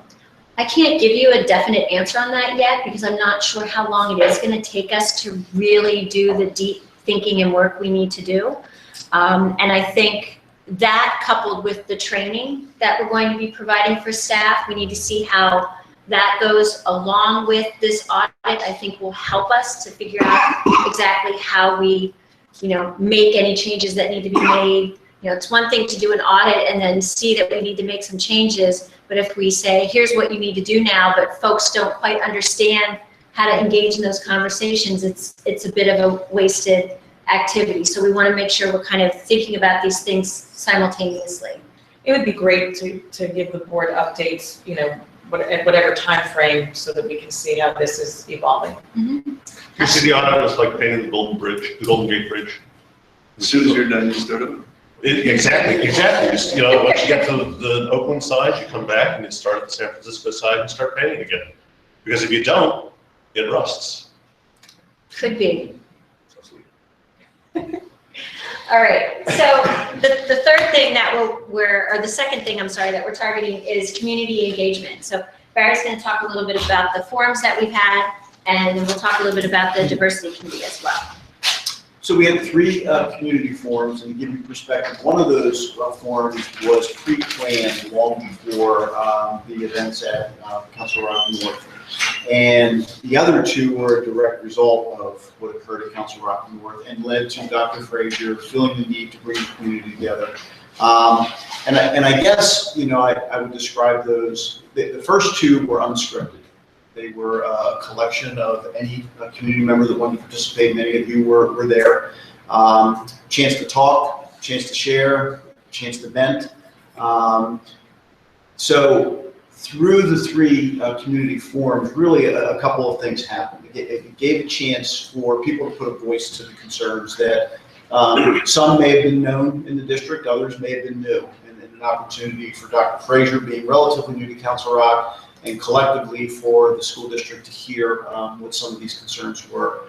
Through there's been some specific plans set, and I would say probably the biggest component coming out of that is the diversity committees that one at the district level that is a broader committee, and some happening at the building level. So we already had one at Soul Finestone Elementary School. I think as a direct result of this, and maybe closely tied to some of these things happening, Newtown Elementary School started a committee. North is kind of up and running with some things with its students and beginning conversations with some parents. And some other schools are in those early stages of getting some parent input to developing a diversity committee to begin to address some of the concerns and help to put into place some of the things that Sue just spoke about as we move down further along this path.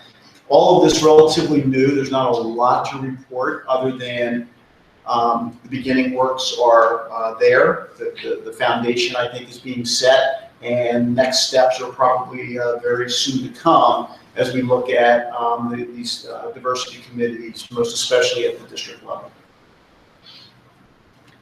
So then the third thing that we're doing is working on staff training. And there are two aspects to this. The first is our partnering with the Peace Center and our goal to provide training to all staff using the Peace Center as our main resource.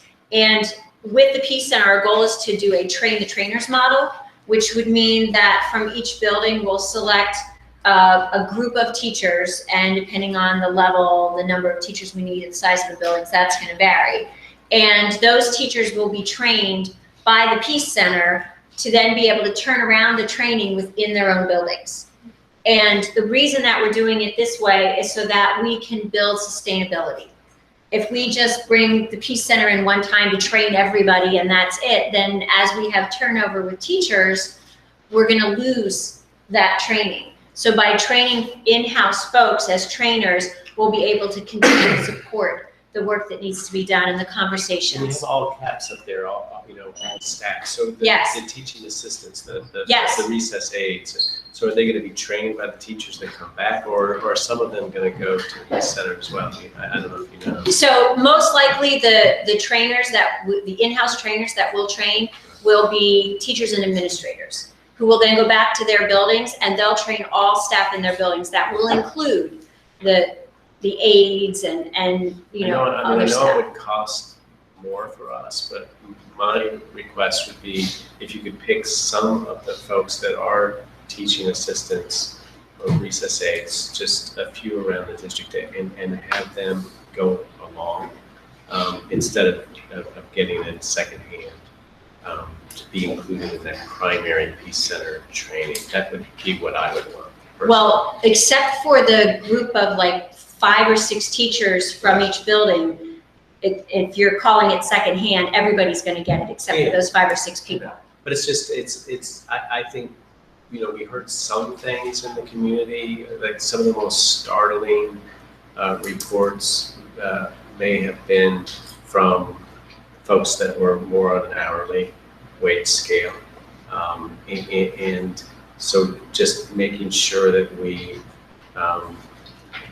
let everybody know, regardless of whether they're professional staff or not, that this is really important. Yes, which is why we're doing the train the trainers model. So we have those folks in the building that can continue to support and engage all people in those conversations and that work. How's that stretch outside the building, the buses in particular? that's where we have to figure out like how we can involve them, like the bus drivers, do we connect them to a certain building? Because obviously they reach multiple buildings, so Yeah. that's something we'll have to look at the best way. We The best require way to first do that. student to do it. Well, this is something, What do you that- think? this is something that I think Nick Bear is saying, which is I think you have the cooperation, I know you do, of both our teachers, our CREA and Crestman in doing this. And those are the two unions this district deals with. I think it's important to say that we have that cooperation.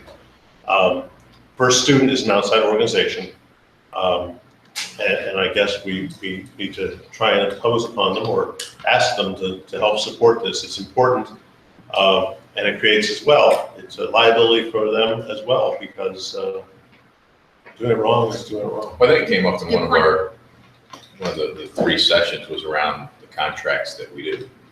And if, you know, in some cases, there are things that we can do contractually to require these third-party folks to We should live up actually to our standards. put it in the RFP. Yeah, so that's certainly something organizationally to look at. So where we don't As Bob, touch staff directly, we won't spend taxpayer money on organizations who won't. I actually think live up to because our of the way standards. it's written in the state, Bob does the CAF and the first student. So we probably just need to tell him to put a note in those two. That is true, that would include cafeteria, which But we tend to do historically. those RFPs because of the state No, I'm saying, requirements on right, us are personnel, so heavy. And so, you right. know, putting a personal twist on it just has to be remembered. Well, Chartwell's is the. Right, and sure, they're- I mean, they're a good partner. very- There's probably standard language that, you know, Rob can advise us on around RFPs and contracts. So I can talk to him, once we flesh out a little bit more with the Peace Center, what the plan is gonna look like, I can connect with Bob and we can look at what we need to do with that. The other piece with staff training with the Peace Center is also our induction program. So we talk about sustainability. Our induction program is critical in our district in the way that we help our newly hired teachers to be successful as practitioners in our district. So we want to make sure that we incorporate some training in as part of our induction program around diversity, and we're going to work with the Peace Center to figure out just what that needs to look like as well. The second piece to the staff training that we are now looking at and exploring membership to is the Delaware Valley Consortium for Excellence in Equity, which is through the Penn Center for Educational Leadership. And Christine Trioli and I have had a meeting with them, and we're looking at investing in becoming members of this consortium. And their focus and their mission or their focus is to really transform the lives of every student by preparing them for success in post-secondary education and life. And particularly, they look at diverse children and youth who have traditionally struggled in academic settings. So just to give you a sense of the size of the Delaware Valley Consortium, in 2016 and 17, so this year, they have 29 districts as their members in the suburban Philadelphia area, so primarily Chester, Delaware, Montgomery, and Bucks counties. And there are currently four Bucks County districts that are members of the consortium: Bristol Borough, Centennial, Morrisville, and Chamonix. Central Bucks is currently considering joining the consortium, as are we, considering joining the consortium. By joining this consortium, there are some things that it offers to us, our membership. So there are some student leadership activities that the consortium offers students, both high school and middle school students.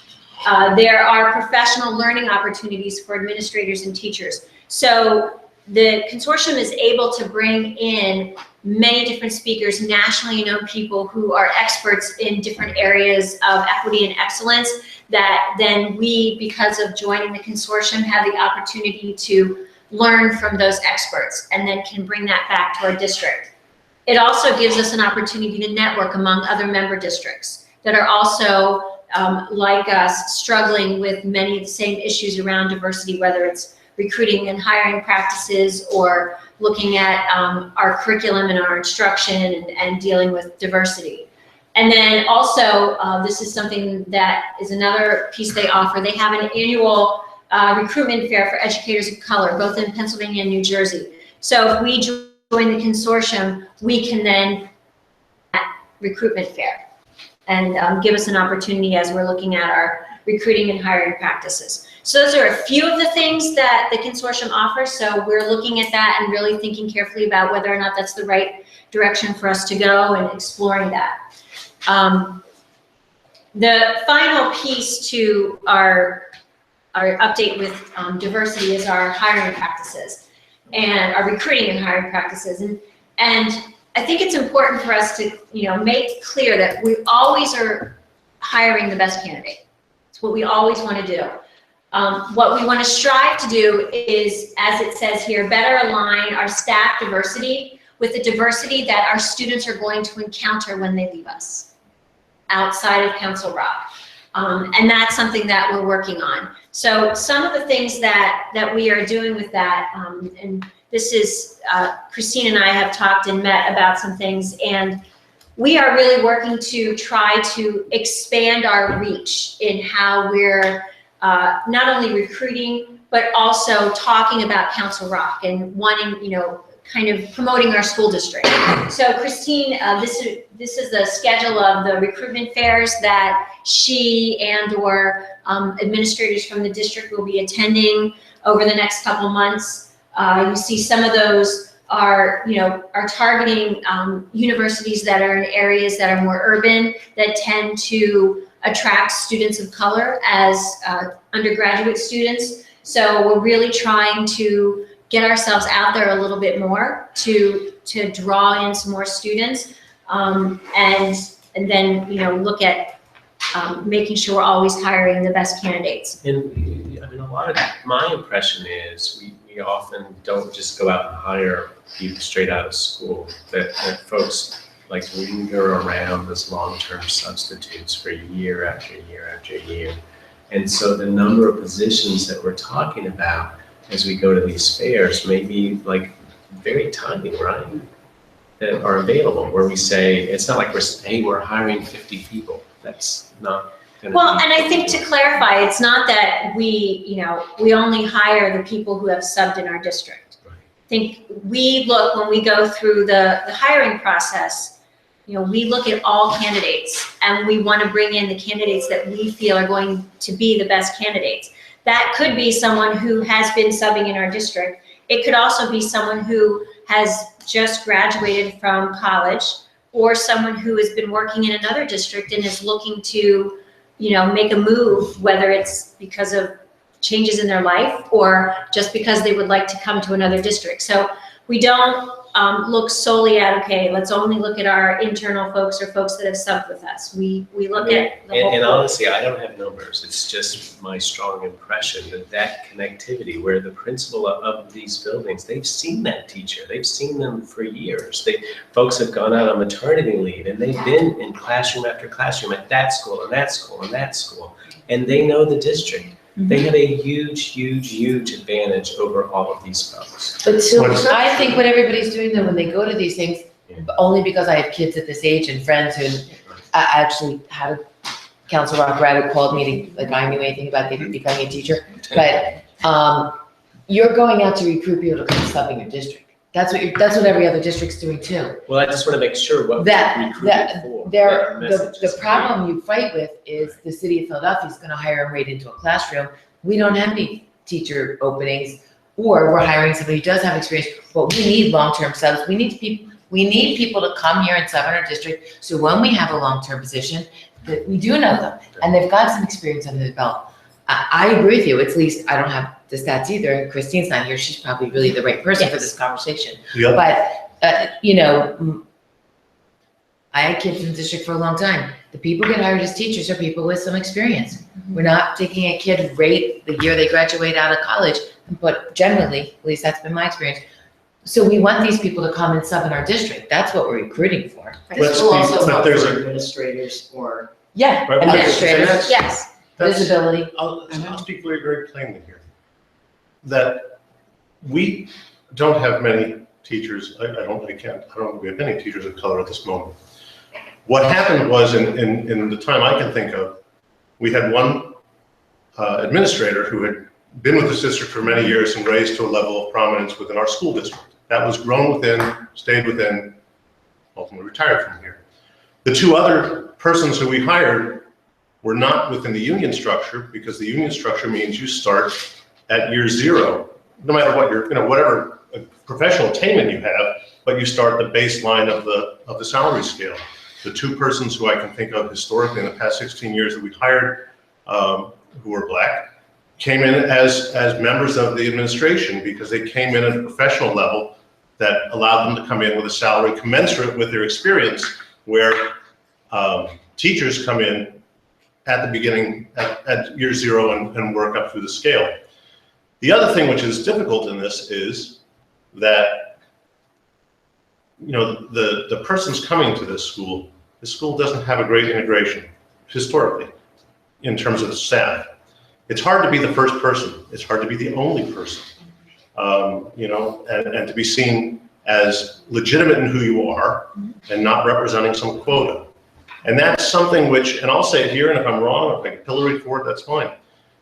Part of that has to be not only the way we recruit, but how we get assistance from our community in terms of supporting it, of supporting this hiring type of plan, this integrating people and bringing people who might not want to come. No one wants to be the first person of any, pick any distinguishing characteristic, to be the first person hired, because you're always the first person hired and it looks that way. You feel that you may not be cutting ahead on your merits, you're getting ahead because of an attribute you brought with you. So that's something we have to struggle with. I think back, and maybe I diverge for a minute, the TV show Speechless, the Speechless, the ABC show Speechless, about the one kid with cerebral palsy in school. It's our family story, we laugh all the time at it. But we sat there and watched it last night, and everybody was saying, well, he's such an inspiration of who he is. No, he's a kid. That's a high school kid who's going to school, dealing with his problem, moving forward. That's how people want to be viewed. But they're always going to be viewed, anybody who we hire who isn't of the model that we've hired historically. So my point is, I'm reaching out to the community. The other thing I want to make a point here is, this is a long-term plan. And one of our deficits is, as we make this long-term plan, we still have the elementary school kids who aren't seeing a lot of diversity in their teaching staff. And so I say it here, and I ask about it for public, which is, as we have events, we have the science day at which school? We have the big science fair. Goodnow. We have a great science day. I have to reach out to the public and say, persons of color, persons who represent a minority group, women who are PhDs and doctors, anybody who might be, perceived to be some sort of minority or some diversity candidate, I ask you to come out and show up with these things, because our elementary school kids will know who they see. If they come to a program at a school and they see that the doctor who's making the presentation doesn't look like them, then their model is, those people can be doctors. If it's a woman who's standing up and teaching about nuclear science, the little girl looks up and goes, wow, you can be a nuclear scientist. So I need to, because we're not going to get there with teaching staff for a while, because we're just not going to build up that wellhead of population. So I have to reach out, and I don't know how to make it public and get it out broader, so I'll start here and we'll go on a crusade in the next few weeks. I need to get the community involved. It's not just come to the diversity meeting, but you have to show up, you have to come. We can list when we have events going that attract students. We have student hiring things. Not student hiring, but professional day. Look what career opportunity days are available. We need all sorts of people, all colors, all races, all genders, all orientations. But that's what's going to make the impression on the elementary school kids. If they only see those people they've always seen in those roles, they're not going to think those roles are available to other people. My soapbox wearies under my weight. So I think the important thing about what we're doing here is the 4 areas that we're focusing on. So we're not just targeting one thing. We're targeting this from multiple aspects, because that's important. That's what we need to do. So when we think about, as we're moving forward, our next steps with this, obviously we're going to continue to work with the Peace Center to finalize that training plan and figure all those pieces out, because that's a big piece we have to kind of work through. We've got to work on completing our curriculum audit and really digging into that. Establishing, as Barry talked about, our diversity committees in each building. And then working with our human resources department to really examine and revise our recruiting and hiring practices. And I end this next step with, we have to balance all of this together. So the second agenda item that we talked about tonight was professional learning communities and our continued work with that. So we need to balance that very important work with this very important work and make sure that we're doing it effectively and not overburdening our teachers with too many initiatives or too many things going on. So that's the task that we're working on now, which is also kind of speaking, I don't know if it was you that mentioned it or someone else, about the pace at which we're moving with PLCs. Part of the pace of PLCs is because we also have this. So we need to take small steps and move slowly so that we're not biting off more than we can chew. I always want you to go faster. So it wasn't.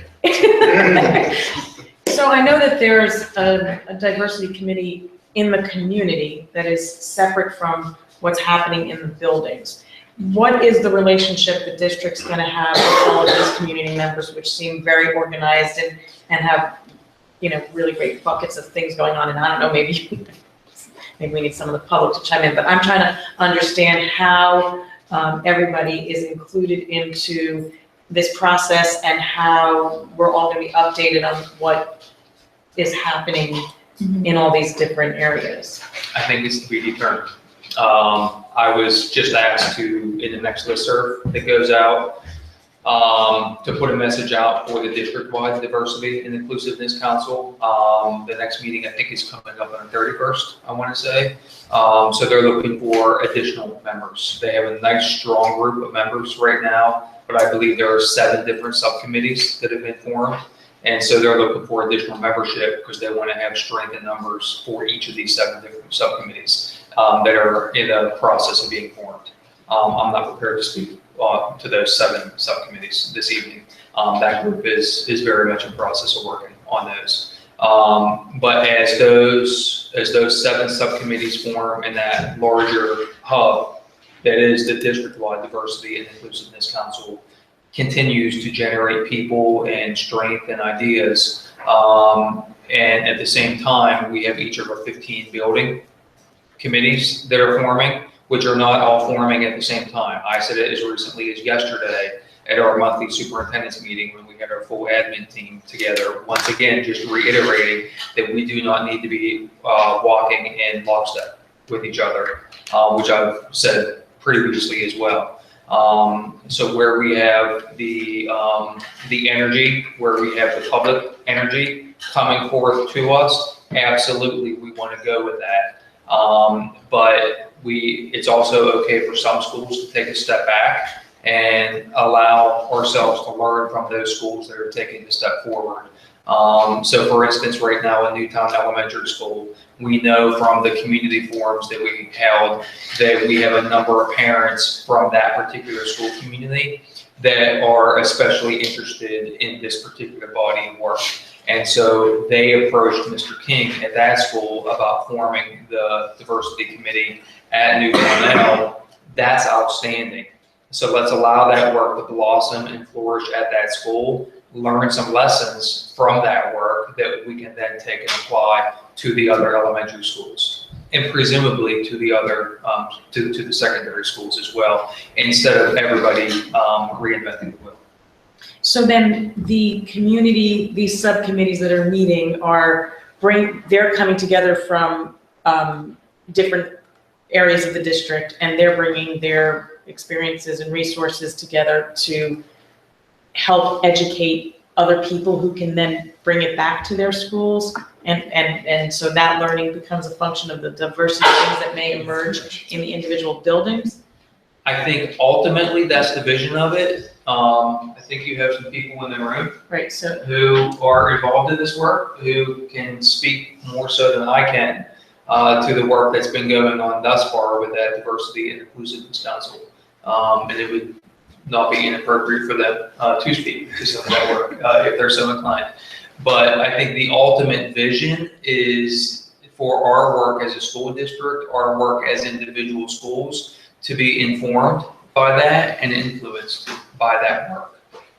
That's why that district-wide Diversity and Inclusiveness Council exists in the first place. Right. Is for it to manifest through our work in our schools. And that's the intent of my questioning, because Right. you've got incredible resources Precisely. that are putting an incredible amount of time and energy into what they're doing. And so I just want to make sure that the path to us benefiting from what they can provide is clear. But I guess it's a work As in we sit here progress. today, it's not clear, but I think as time unfolds, it So will it's just be. a work in So- progress as it all develops. As an example, I know that group right now, someone correct me if I'm mistaken on this, is working on their own mission statement and their own development of goals, which I think is appropriate for this particular point in time. And then ultimately, it's the marrying together of that with who we are as a school district and the blending together of all of that into the day-to-day reality of the lived experiences of students and adults in the school district. So it could become a crunchy someday, or Right. there's no way, It's so I too got it. early. I understand. Again, we're So working it's a on. partnership, everybody's working together and individually, and Exactly. with no firm sense of where it's going, but a plan that we have something. The pragmatics will work themselves out over time, but the concept, the theory is that.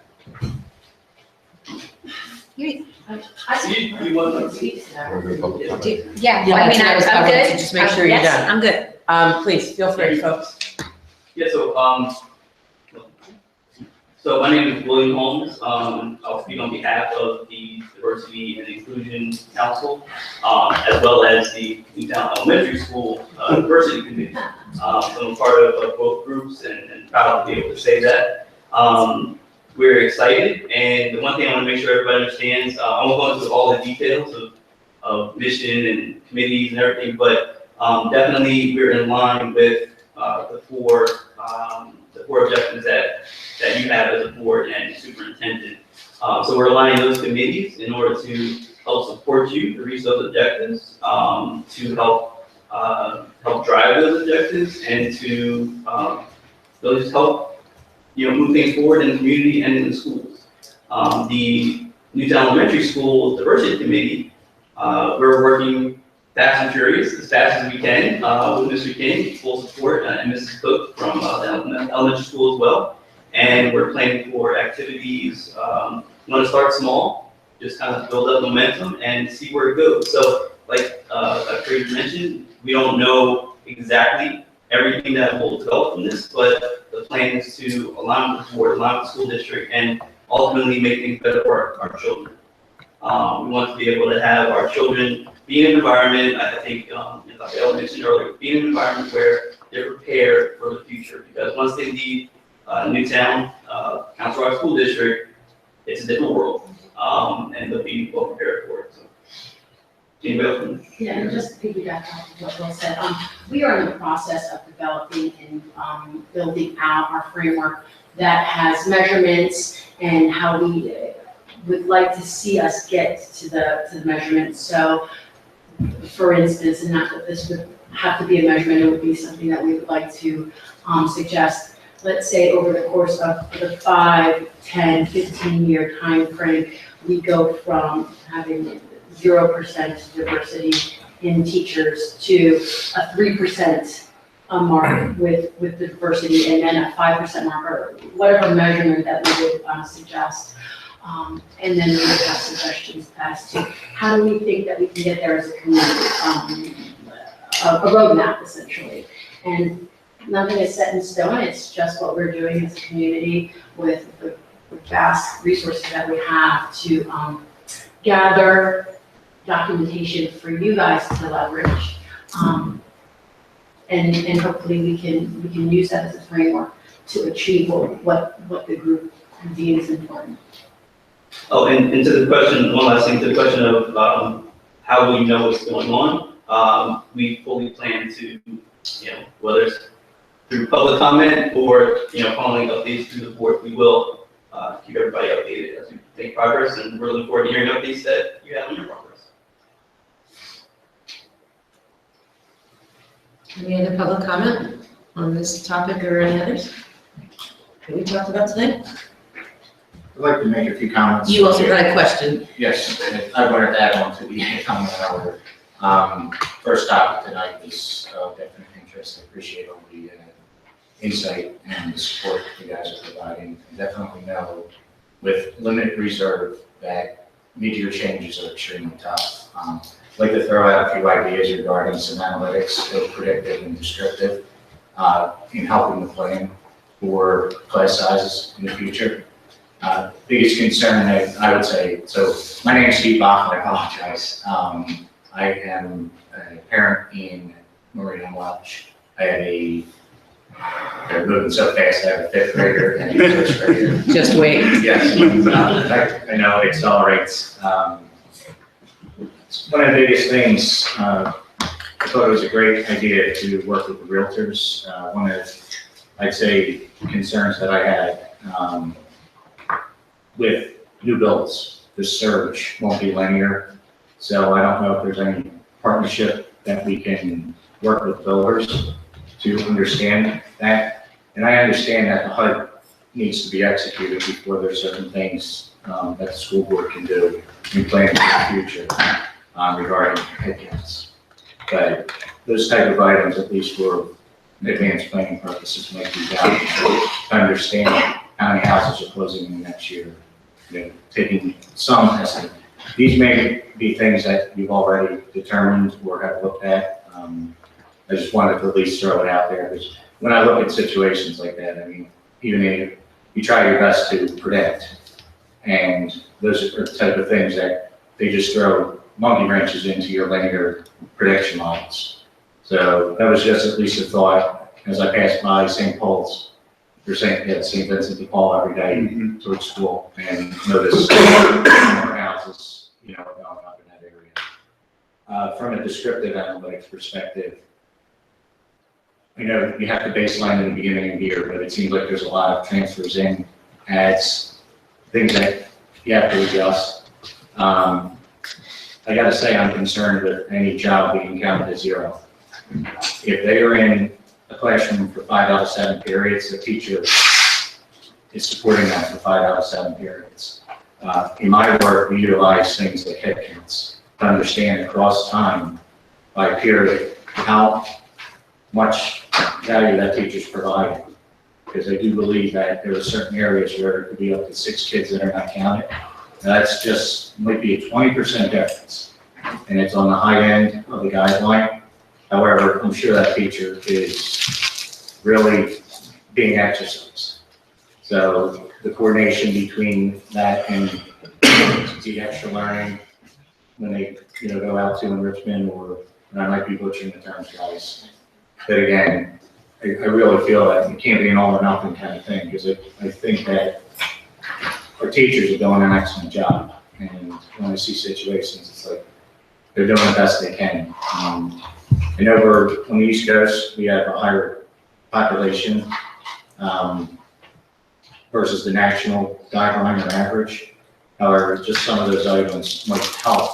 It also takes a lot of the emotion out. When you have a parent knowing that their kids are 1 or 0, you know, there's a lot of emotion. So I just want to be clear, because I think we misled you a little bit, and if I'm wrong, Commissioner Joy, because I had kids in special education, when the special education kids come in, a second teacher's with them. So you don't, it's not always a straight. I'm not saying we shouldn't pull exactly how many teachers are in the room and how many kids as a straight head count, but I didn't want to completely mislead you to think it's the one teacher and we add the 6 kids in, and us, you know, for most of the time, at least my kids in elementary school, the special ed teacher was coming with the special education, so we had 2 teachers. You might have had a little bit more kids, but there were 2 teachers in the room. You often have, Right. you often Nobody- have an extra aide as well. Sometimes, but I didn't want to. Said something to the effect that when. That was my historic school district. Okay, all right, well, that was my understanding, that you were considering that that person in that district was considered to be utilized outside of the quadriplegic person. And that's not fair, it's a 1-to-1, that person is dedicated to that child, and that's it. Right, but I mean, to be clear, there's no student in the district that's like a zero. Every single student is accounted for, but on the enrollment spreadsheets that you'll see online in the regular education classrooms, those are the guidelines that we follow, the numbers that were on that slide for each grade level. But then there's another column for the special education students that would be separate, and that's followed by their IEPs. That's an entirely separate set of guidelines that show those students. And so there are instances where those populations blend, but again, in those instances, they're coming with additional. And I appreciate that clarification. I'd also like to bring up how when in first grade, they're also analyzing where all of these children fall, not only academically, but socially. And there are issues that come in there that are behavioral issues that are very difficult to control. And it also taps teachers out and puts them in a situation where they are trying to deal with behaviors instead of what they're hired for, which is to teach. And these teachers need to be supported in that regard. And I think that that really needs to be considered. And I don't think that that's being considered here. And we're coming in on the bottom level, first grade. First grade needs to be supported. These children need to be supported. They're not learning what they need to learn. And I think that it's very important, and it's urgent. They're halfway through the year, and we've known that we are past our guidelines. We're hitting our guidelines, and we're not counting students that are coming in with special needs halfway through the day. My child is in a first grade classroom with 26 kids, and that's exceeding your recommended guideline. And that's tapping the teachers out. Each child counts. When you add one more student, why don't we ask the teachers what's going on? Why don't we get in there and see what is going on in these classrooms where we're saying, what did you guys say? Like eight of the schools are at their maximum? What are we doing? And is this just going to continue to compound going forward? What's going to happen with redistricting? There's a lot on the table here. And it needs to be paid mind to. Thank you. So I would like to comment as well. I'm in the same school as Mr. Botha over here. I have a first grader and a fourth grader. My first grader has a larger classroom size than my fourth grader does. My first grader happens to be the one that's a little bit more of a pest in the classroom, to be honest. So maybe that's why I'm a little bit more concerned about it. But yeah, he gets pulled out for speech and OT and stuff like that, but he's capable of handling himself in a regular classroom with some extra prompting from the teacher. Like, hey, we're gonna wrap up your preferred activity now and go into something you might not be as excited about, so he might need a little bit of warning to adjust to the schedule. So when I see a larger classroom size, I do worry about how the teachers accommodate a kid like mine, in addition to all the other kids that are in that room. Do you know your numbers? Only because I'm looking on the website and the first grade has smaller than a fourth, so I just. Oh yeah, I also before I came, my older one's very reliable. The fourth grader says she's got 22. The younger one is in Mrs. Fox's class. If anyone else can corroborate this, but I think it's 25. What school? Welsh, yeah. And I think my son is getting an outstanding education, by the way. I am so. Okay, there's 20. 20, okay. Yeah, So you're the older right, one's very you're right, reliable. it's hard to look at. So, but when I hear this, I understand. I think what you said was that there were 5 schools that have In first second grade, or was it First first? I don't grade. remember, I don't remember if I looked before, but you can pull it up and look at how. And then you have another grade where you have one school. You My have one. question is, are we always going to be in that pattern where we're very constrained at that grade level? And how does that look when we fund them to the junior high schools and the high schools? So I don't want to speak for everybody, but are you aware of the capital planning that's going on? Mm-hmm. And the discussions around class size, how many kids, do we need to close, closing the schools really was talked about more than anything. So I think we're just we haven't started getting the up-to-date data, which is gonna look at real estate and things like that. It's great timing that you're here, but please keep watch of the capital planning needs because class size indirectly kind of, but we'll be talking about, I'm sorry. Indirectly, because some schools are more affordable. Sure. And that constrains you, so. Yeah. One of the ways that you have less tight class is if you have less children in the school, which is redistricting. which, and that's all part of this continuing conversation. Yeah, I That understand changes. there's several variables. I think our point is that instead of a stepwise upward function, which I believe the guidelines have been, please consider a dip to that first grade level, actually lower that guideline because of all the social aspects that we're talking about. This is the first time that they are in full time. They're coming from possibly kindergarten such as Rainbow Academy, for instance. So the first grade is the first time that they, I don't want to say, I mean, a kid will have ups and downs with this the first time they're in 5 days full day. And those types of things, I mean, it's a very difficult thing to objectively measure, to put it to a number, a numeric guideline. But what I just ask is just kind of give it some thought as to have a different model potentially than step linear upward. So I just want to make sure, because I want to have some clarity, because I'm afraid there was some misconception about when and how students are counted towards the class size guidelines. So there really is not a hard and fast rule to that.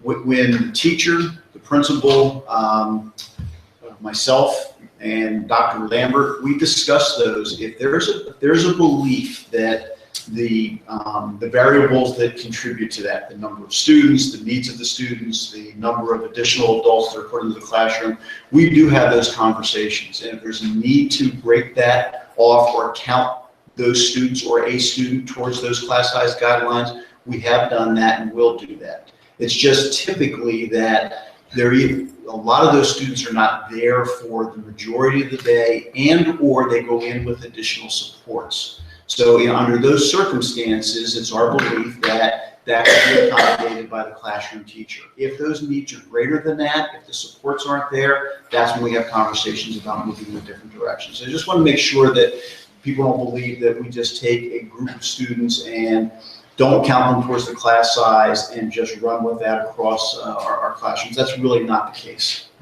How do you determine if there's a need for additional support in the classroom? And I'm not talking about, I have a child in autistic support, so I'm not talking about special ed, I'm talking just your typical regular ed students. How do you determine if there is a need for additional support in those classrooms? Well, for regular ed, there would not be additional support in those classrooms. Additional support comes with the special ed students.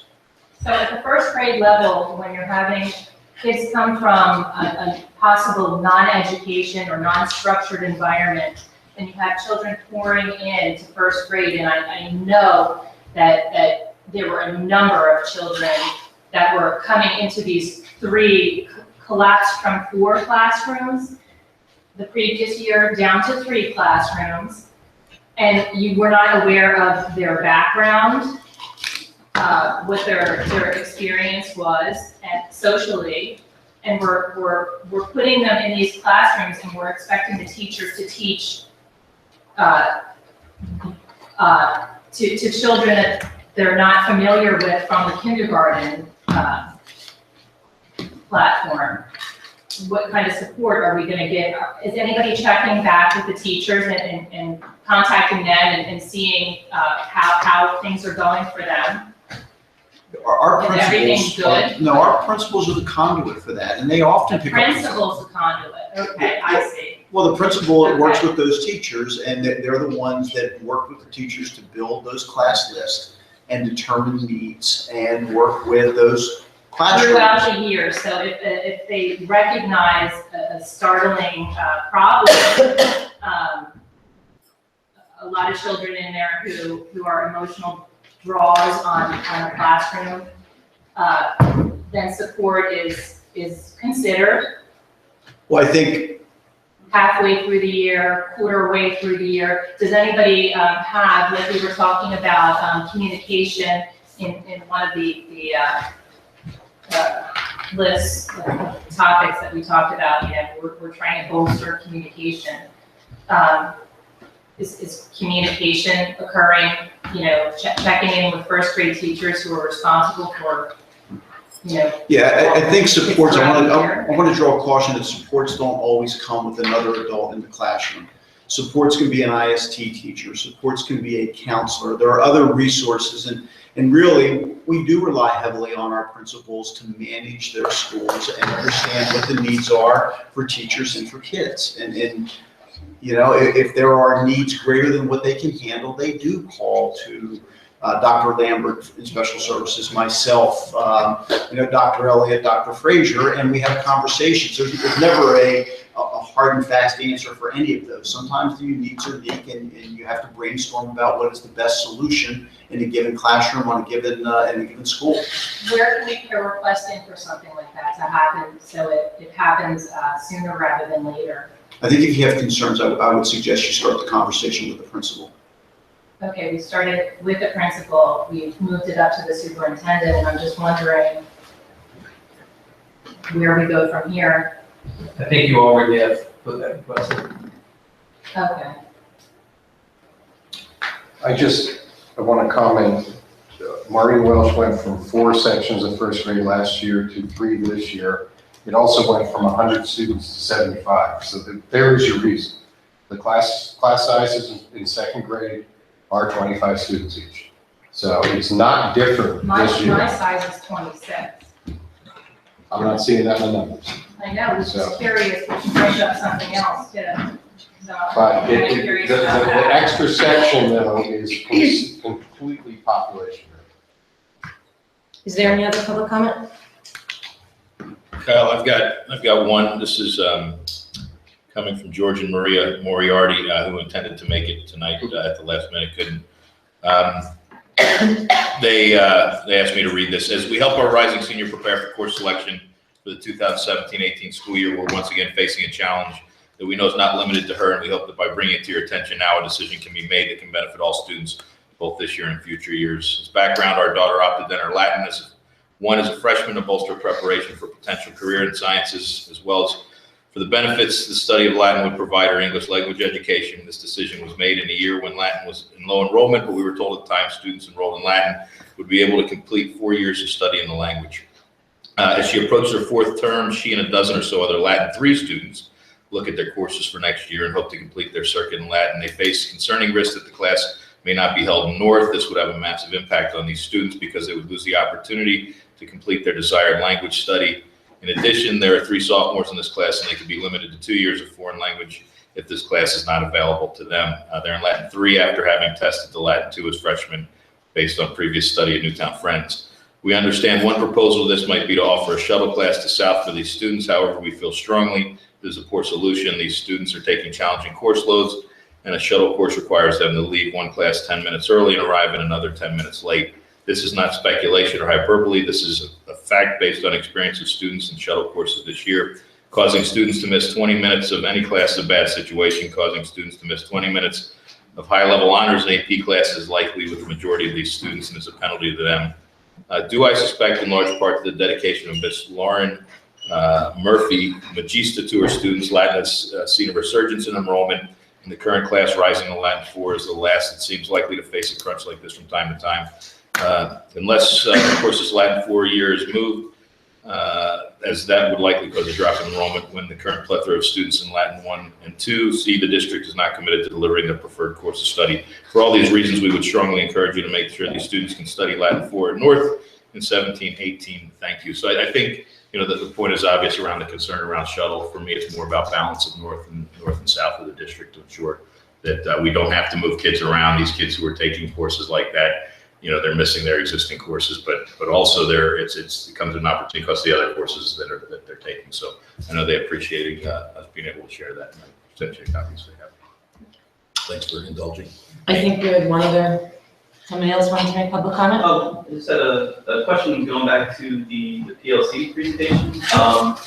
Just curious if we're kind of reinventing the wheel on that model, or are there other, I know you mentioned the time you're going to put into it. Are you also putting time into researching other schools that have done similar models, or just curious? We're not reinventing the wheel. The model is based on Solution Tree, which is primarily started the work of Dr. Richard DeFore, who was a principal and then superintendent in Adelaide Stevenson High School in Indiana. Illinois. Yeah, Illinois, thank you. I knew it was one of those. So there are many school districts across the United States that have implemented PLCs or become PLCs. There are some districts in Pennsylvania, fewer in Pennsylvania, that are, some are in the process and working toward it like we are. So it is not reinventing the wheel. We mentioned in the presentation, Dr. Richard Dewey from Solution Tree. So a lot of the work and what the decisions that we make and things we're doing are driven by the research and what's in the field, particularly with Solution Tree and how and what they do. And Dr. Elliott has worked on PLCs in the past in her prior position. I was also thinking, and I may be completely wrong because I really don't know anything about this, but is there a way, because I'm thinking it seems similar in that, grouping the teachers in the schools and having a team and teaching them all of this for collaboration, that would there be some way, or is this completely out of there, to maybe tie them in together? Where you're teaching them and you have this group already established that you're taking time that's so valuable away and you've got this captive audience. So can we kind of incorporate some diversity training into that? I mean, it might not fall into the exact map of the PLC, but would that help to use your time, energy, and money a little bit more efficiently by tying them in together in some way? The focus of what teachers do in their collaborative time, and again, if you remember from the presentation, as we move forward next year, we'll have one team in each building, so like a group of 4 teachers. Right. So the logistics of tying the diversity training, which we're prioritizing because we believe it's important for every single teacher to do this. So we are dedicating district in-service time to that next year when we have all teachers and can bring everybody together. How the two of those pieces then come together, which will not happen next year, but what teachers talk about in their PLC time, when they're talking about the prioritized learning, the priority standards that you've heard talked about tonight, and they're looking at how their students are performing when they've given some common assessment around that standard or those standards, and they're looking how are our kids doing with learning that particular skill, they start to unpack the data. So let's look at our results of this assessment, and we see this group of students who seem to get it and this group of kids who didn't, and now as educators and as professionals we engage in practitioner inquiry and we use all of our expertise and our knowledge, including the training we've had with diversity training, to help us understand what do we need to do to better reach these students. So those two things will come together as a point in conversations about best practice. But will it happen next year? Possibly, depending on the timing of all the training and what the teams that are meeting, what they're talking about. It could happen within those pockets of those teams, but as a connection for everybody, not yet. Okay. Thank you. You're welcome. Thank you all. I Meeting think adjourned. actually a last comment, something that you said, what's your name? Oh, yeah, Rich. About not seeing an obstacle bringing one teacher. We're talking about diversifying the staff and bringing teachers, and that is going to be a challenge for a new African American teacher or a new Hispanic teacher to be the only one in their room. I think, though you do want to provide the support, I hope this is not a factor that will hinder our efforts, because it's extremely important that regardless of whether that person is the only one or not, the people we're all resilient, and we'll learn to adapt. And if we provide mentoring to those new faculty that are coming in, whether they're African American, white, Latinos, I think it should be as important as And I agree, it's just you have to find someone, because of where they would start in their, on the pay scale, Right. they're gonna tend to be newer teachers, where they're gonna have to, because the money setback can be quite severe for an experienced teacher to come into it. And as a person, when you talk about a new teacher to come into that environment and to be a new teacher, a groundbreaker from being the only one of their group to be there. It's a strong person. We can find them, but they're not, those people, they not only need the support of the school district, but truthfully, my point was, they also need the support of the community that comes, that helps to attract them. That's just not, the school is just where they're a part of the day. You know, if you want people to come to live, who come to work with the children here, it's great that they live in the community too, because then it's not just, you know, I was just amazed when I was in the school. We used to see teachers at the thoroughfare. I thought they lived in the locker in the back of the classroom, you know, because they live in the classroom, they live in the community. And that model goes on. That's, so many of our staff live in the community and are that model throughout the day and beyond the day. That was my point. Oh, no, it's good. Thank you all very much for coming. We appreciate your time. We certainly appreciate the time of our administrators and staff as well. And we hope to continue this conversation. So thank you for joining us all. Thank you. Um,